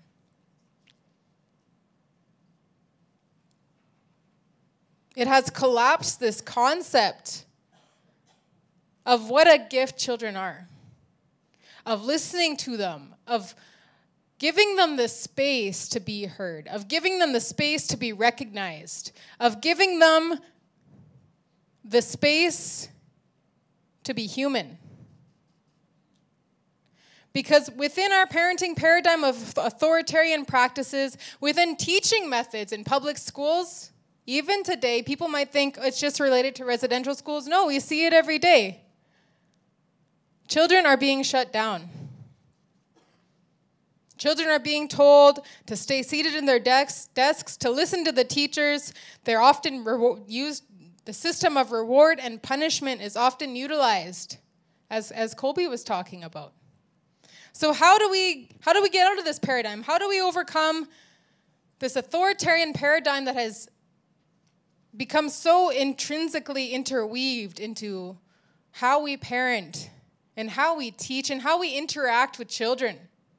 How do we shift that? The number one step is self-work. You do the self-work on yourself. So before we became parents, before I became a mother, it was important to us to do the work that we needed to do so we could let go of these ideas of how to parent. We could let go of these notions and these concepts of parental superiority over children. Now, in the education field, and any other field that you work with children, it's important that you become aware of where in my life am I practicing superiority over children? In what ways? And how can I dissolve that? Another way to dissolve it is through the means of attention and interest. So I don't mean just attention and interest to when a student is doing their work and you sit beside them and you help them with their homework. You're paying attention to how their mind is working when they're writing a paper or when they're doing homework. I mean attention and interest to their emotional well-being. Because that's the link that is severely missing in our schools and in our families. It's this concept that children's emotions are not as valid as our own as adults. So once you pay attention and interest to a child's emotions, to their well-being, you will see them flourish. You'll see them flourish in their education. You'll see them flourish in their social settings. You'll see them flourish in how they communicate and participate in all areas of their lives.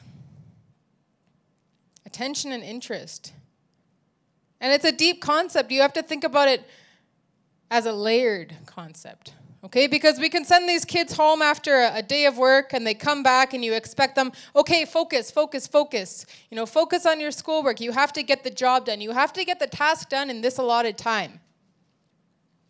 When in reality, that student went home, like in my experience when I was a child, the student went home, was beaten by their mother or their father, had no dinner, went back to school, and is expected to complete this assignment on time. And if you don't, you go see the principal. Because you're not following my concept of how the child should behave in a classroom. Attention and interest. Pay attention to these children. That's what they need.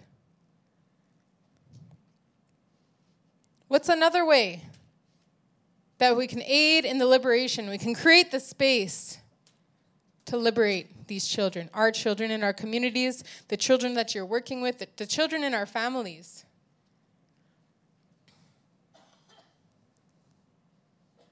Empathy.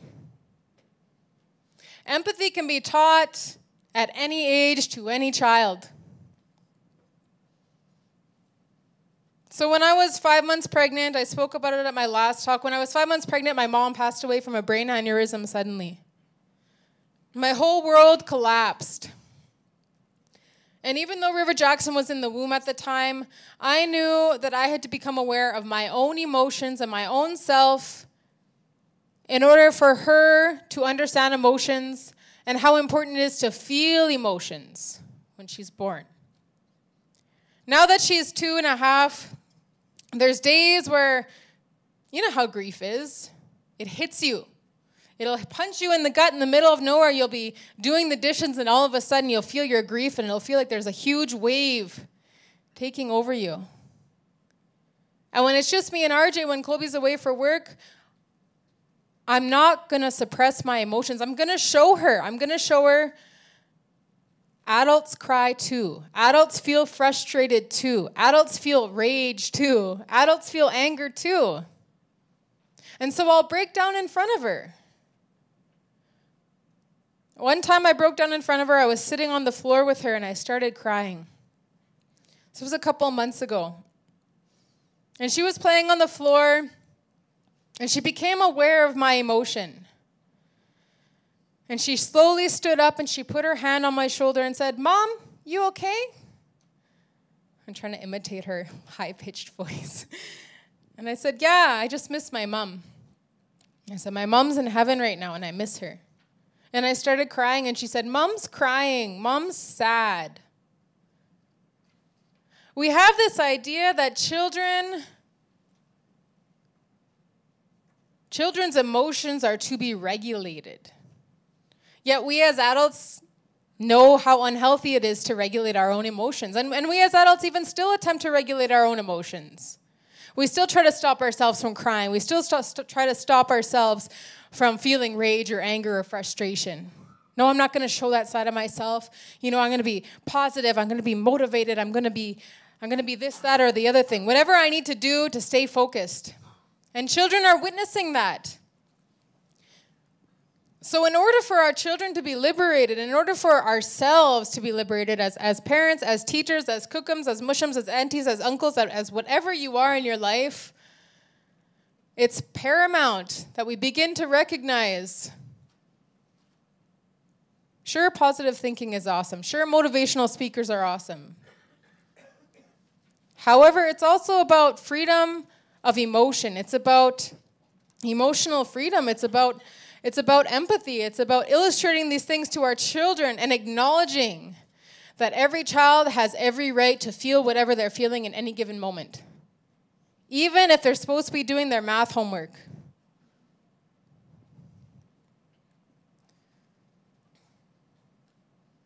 Another way to liberate our children is the enhancement of creativity. Okay, so for children, when children are obedient, when children are complying, when children are following orders, that creativity slowly begins to shut down. And as they grow older, that creativity becomes extinguished. It becomes difficult for that child who has grown up in a space of having to comply, of having to listen. It becomes difficult for them to break the rules. Okay, and there's this concept today where we don't want children to break rules. Okay, well, if we don't want children to break rules, then we'll have some more of our lands being sold when they grow up and become leaders in our communities. Because they'll be complying to colonial systems. They'll be complying to the dictators in INAC.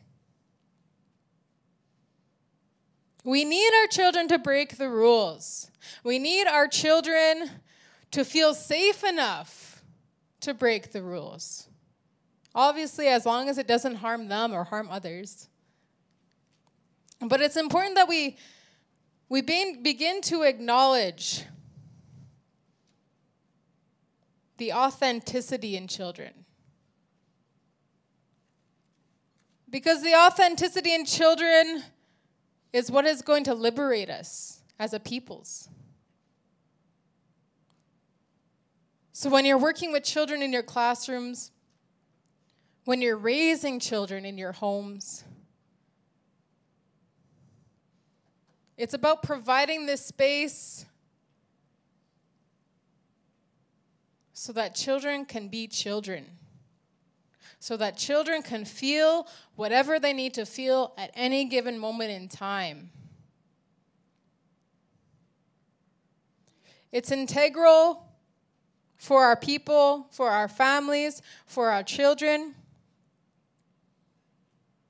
to know how important they are. Because I grew up not knowing how important I was.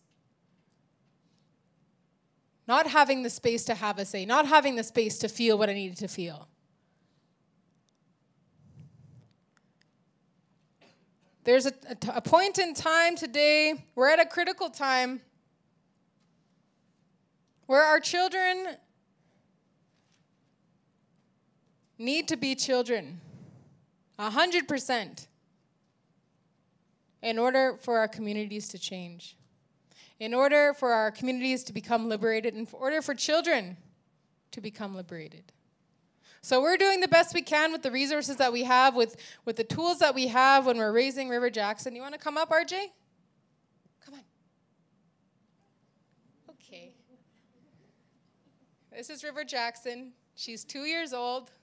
You want to say anything? She's shy. But we're doing the best we can. And I encourage and invite you all to do the best you can with overcoming this authoritarian paradigm, with no longer following it as a means to teach our children, to raise our children, because there's so much more in life than that. And it's time we stop following the colonial ways anyways. There needs to be change. So let's focus on the liberation of our children, because ultimately that's what's going to save us. Miigwech. Thank you.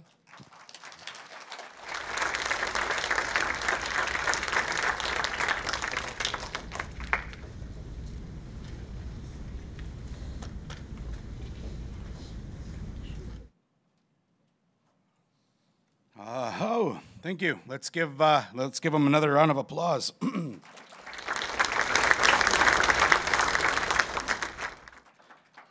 You know, that's one of the very, very difficult things that we face in our schools is, you know, how do we deal with, or how do we work, you know, with the emotions of our children? How do we value them? You know, it's very important that we understand that and listen. And thank you for those words. It's just powerful, and it's amazing, and it's deadly. Yeah, our buddy there. Yeah, he's going to talk. But we have, and you know, I just also want to give a shout out here to all of the speakers that came, and especially Andrea and Colby. So I told you that they were supporters of Think Indigenous. So we always hear, you know, that we can't get resources because they're too expensive.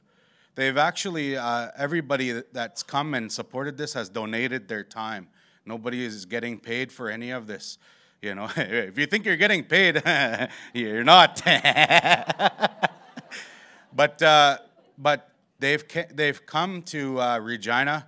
They're actually from here. They're leaving to British Columbia to Vancouver Island.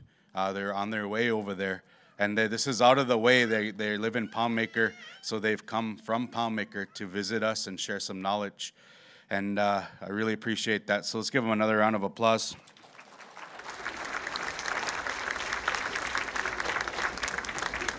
Our next speaker right before lunch is someone who I've come to know very well. And you have there's a brotherhood that exists around a drum. There's a brotherhood that exists around when you're sitting with people and you're all singing together, And I got a chance to know this young man and the work that he's done. I was a witness to it. I stood in the back and I watched him do a performance and share and express art through an Indigenous lens and an Indigenous way of doing it. And it was powerful and moving to see that. And when I went to talk to him after, he was very humble, and he said, "Yeah, no, it was okay." I'm like, man, like everybody in the crowd was crying, bro. Like, not crying because it was bad, like crying because it was wicked. Oh, yeah, that's cool, man. Yeah. And I was like, man, quit being humble. No, just kidding. But very, very honored here. We're going to turn it over to someone that I respect very much to share some of his perceptions on the arts, share some of his perceptions on Indigenous arts and culture and identity. And he comes to us from First Nations University, pursuing an arts degree over there, and very, very huge promoter of culture and language. So help me in welcoming Theodore Bison.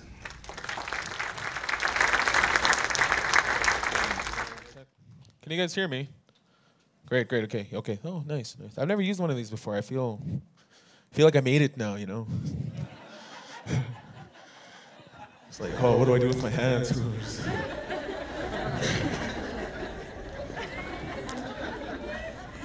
Anyway, my name's Teddy Bison. I'm a Lakota Southern Chant from the Oceanman First Nation. If you guys don't know where Oceanman is, that's okay. Nobody knows where Oceanman is. It's, yeah, okay, great, yeah. Yeah, no, it's so small that, you drive by it, you blink, you miss it. That's Oceanman. That's where I grew up. Anyway, so what I'm going to be doing here is I'm just a short presentation. Yeah, 20 minutes. Yeah, 20 minutes to talk about incorporating Indigenous arts within education. All of you here are educators. Well, most of you. Yeah, for those of you who aren't educators and here and just had nothing to do, well, welcome. We got free coffee and cookies outside. Anyway, so I'll just tell you a little bit about myself, is that I grew up on Oceanman. My parents, Roy and Carla Bison, one of the things that they always taught me was, don't be afraid to show who you are.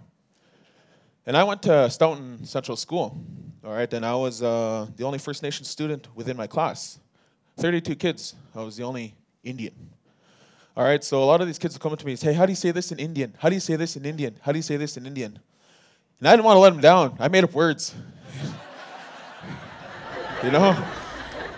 Yeah. And then when I would draw, I'll draw certain designs. And they say, what does that mean? I said, I don't know. I see my dad draw it all the time. And there are certain designs, certain colors, certain patterns. And they always said, don't be afraid to show who you are. I never really understood that as a kid. And then they start showing me how to bead, how to sing, how to dance. So a lot of what I'm teaching, a lot of what I teach the youth that I go into the communities is through, powwow. I know a lot of you go to powwows, oh yeah, Indian tacos, or snacking, But there's deeper things at powwows, There's a lot of teachings. So powwow, there's dancing, there's singing, there's beadwork, there's paint, there's everything. So when I go into the communities, my art, what I'm very confident doing is dancing. And I would teach these youth about, powwow dancing, the style that I dance. And it's all through storytelling. Like the men's fancy dance, it represents a horse. When you see a horse walking, it walks. You kick it, it starts to trot. You kick it hard, it starts to gallop. You pull on those reins, it comes to a complete stop. If you ever watch men's fancy dancers, they do the same thing. And I explain these to these youth, and so they have kind of a clear understanding of, oh, okay, I see it. And then they asked me to come and teach them how to dance, or the teachers come and ask me, can you come show our children how to dance? I said, yeah. So when I was, I started doing this when I was 15, 16 years old. And I said, okay, start doing this. And my own people would be sitting there just just like how you guys are. You know, and they'd be shy. And I struggled with that. So I started asking my parents, I said, how come these kids are shy? How come people my age are shy? And my mother told me, she said, your grandfather always said that our people were never shy. They were never shy. It was up only until about 200 years ago is when we started getting shy. And I said, why? And she said, because of residential schools. And that made a lot of sense to me because I learned about residential schools, why our people were shy. So I started implementing that. And then when I danced with these kids, as I got older, I'll say, don't be shy, just break out of that shell. And then it still didn't work. Up until I got to university when I was a young man. Actually, I'm 30 years old. I guess I'm still looking around. I'm a young man. I'm just kidding. You guys are lovely. Education keeps you young. When I was a younger man, a young adult, I was in the theater department. I took an acting class. And they had said through these games, like for one game, we had to go, zoom, zoom. And we're doing it with 30 other people, zoom. Me being that First Nation person, I was like, okay, I'll try, zoom, zoom, zoom. 18, 19, I was still shy. But I remember when my mom said, we were never shy people, so I practiced that. So I take these theater games into these communities when I teach them how to dance, all right?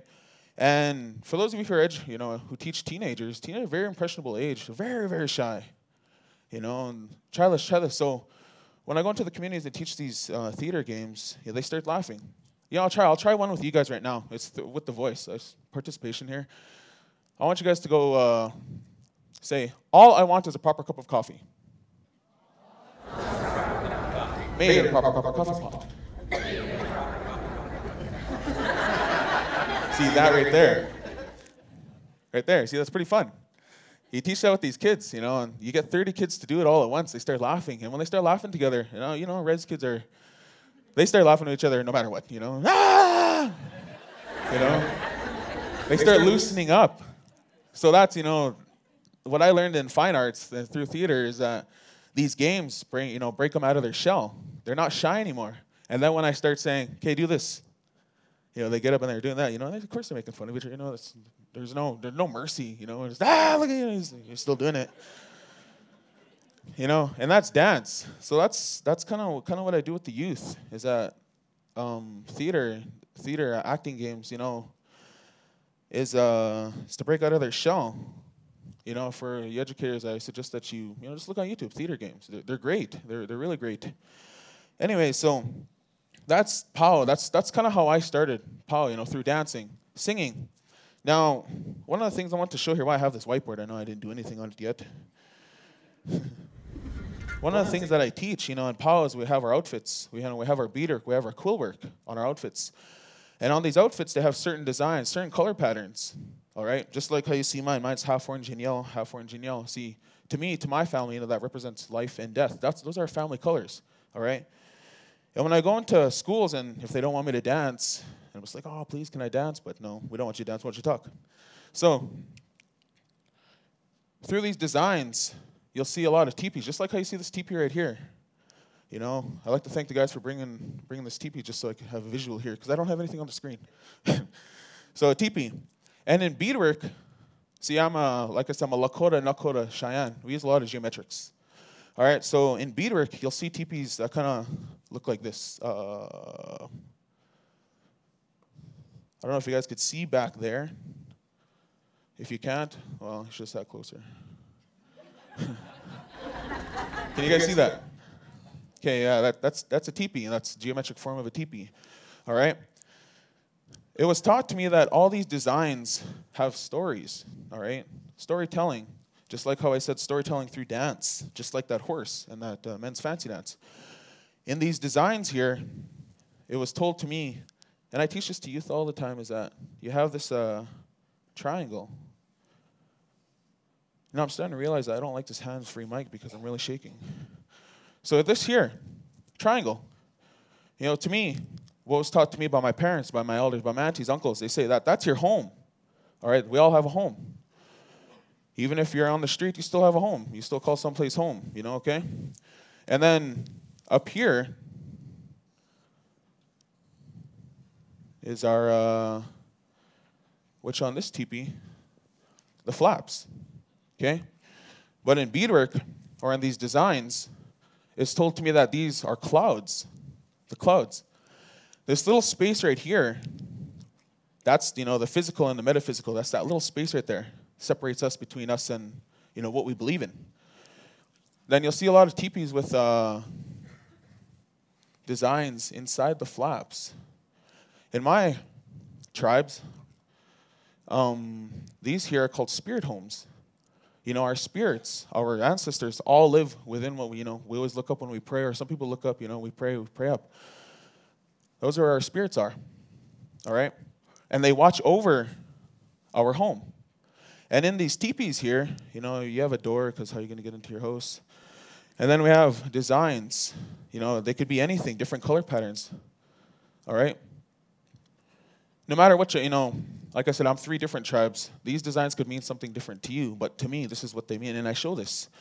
And then at the top here, I'll just draw another one real quick here. I mean, obviously, I'm here talking about arts. I'm not an artist, and I'm not a visual artist. Right here, another teepee. And then sometimes you'll see these lines go like this. And sometimes they'll have flags, or, you know, they kind of go everywhere. So what this was told to me is that spirits, they watch over different families. All right? So these spirits can go anywhere they want, but they'll always come back to watch over your home. And I show this to these youth. They're like, oh, that's cool. I didn't know that. I thought it was just a teepee because it looked cool. Well, no, everything has a meaning. And this was told to me, you know, through storytelling. All right? Storytelling is really big within First Nations culture. That's how I learned everything that I learned. I'm not making any of this up, unless my grandpa or my ancestors did, but no, everything here has a story. All right? And you as educators, you know, bring people in to tell these kinds of stories. Because what this does here, if they don't know, you know, Think Indigenous, if they don't know who they are, they could create designs for themselves, for their families. All right? A lot of these designs were passed down from our grandparents. All right? So you could use this within your classroom for them to find out who they are. All right? That's what my parents always said. All right, these designs. And you'll see people design outfits, anything, even in art. They paint. You know, people spray paint even. You know, I grew up on Ocean Man, but in my impressionable years, I grew up in North Central Regina. And one of the big things that were in there was hip-hop. And in hip-hop, there's dance. There's hip-hop dancing. And then there's, we call it tagging or graffiti, art. All right? There's rapping, using the voice. We all have that, you know, within our First Nations cultures as well. Okay, and I explain this to these youth all the time. You know, first thing, you know, show me a dance. Some are just kind of like, you know, and they do stuff like that, you know. Well, I can do that too, you know. I could just, you know, go and, you know. It's all the same. All the beats the same, you know. So, I guess what I'm trying to say to you here is that I just about lost my train of thought. Whew. This is how I show, you know, when I go to the communities, Indigenous art education. Because these youth, they go to school 6 hours a day. And that's a long time. You know, I go to university, 50-minute class, you know, as long. I don't know how these kids could still do it, you know, 6 hours a day. I don't really know. Somebody give me a time? Like 5 minutes? You know, I'm just going to leave it there because I'm pretty sure everybody's hungry here. So I'd like to thank you guys for having me come on just to explain a little bit of what I do within the communities and hope that you can implement it in your classrooms. Thank you.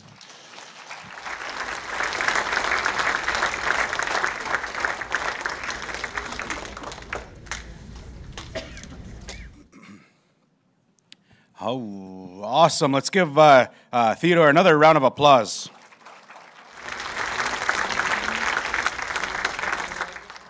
You know, I really like that. He was asking me if there was a whiteboard, and I'm like, oh, I don't know. Is he writing notes, or what's he going to do? I don't know. But that was cool. You know, we talk about who we are and our identity. A lot of times, we see people creating beadwork and creating different things, like the things that we wear, medallions that we wear. And we take it for granted. You know, we don't think that that's genius level. We just think that's normal. But it is absolute genius level thinking and how we do that. And to celebrate, that's huge. It's important. Okay, so how do we feel about the morning so far? Yeah. Okay, so just like somebody was, my friend Angie was at the break in the bathroom, and you know, she had read some of the things on the walls in there, and yeah, she said that. Yeah, I know that somebody wrote on there that Chris is funny. So you know, I made the bathroom stall wall, so I'm happy about that. It's live streamed. Oh, just kidding. I didn't make the wall, and don't go write my name on there. But we do have lunch, okay? Now, I understand about gluten-free, and I understand about vegan, and I know what that is, and I know what all of that stuff is, but man, there's some flour in this lunch, okay? And there's gluten in the lunch, and if we don't, if you have those different kinds of things, or well, too bad, it's free. So, you know, you're gonna have to go buy your own stuff, okay? But here's the specs on the lunch, okay? There's Caesar salad, yeah, so that's gluten-free, I think, yeah, so you'll be all right. There's no flour in that one. Oh, there's croutons. Almost. Take the croutons out, okay? Anyways, what we're going to do is, you know, thinking about, there's this term that people use, you know, reconciliation, you know, and man, flour's like the symbol for reconciliation, you know. When we think about Indigenous foods, what do we think of right away? Bannock. Man, bannock is not Indigenous. It's from Scotland, you know. Quit trying to claim it. That's our reconciliation, you know. Sorry for colonization. Here's some flour. It'll slowly kill you over time. Anyway, just getting worse. Okay, I better stop. We'll get back to lunch now. Okay, so lunch is happening in the cafeteria on the main floor. All right, so you go to the cafeteria. There's signs towards the lunch, and it's like a buffet table on the back. It's lasagna and Caesar salad, and there's a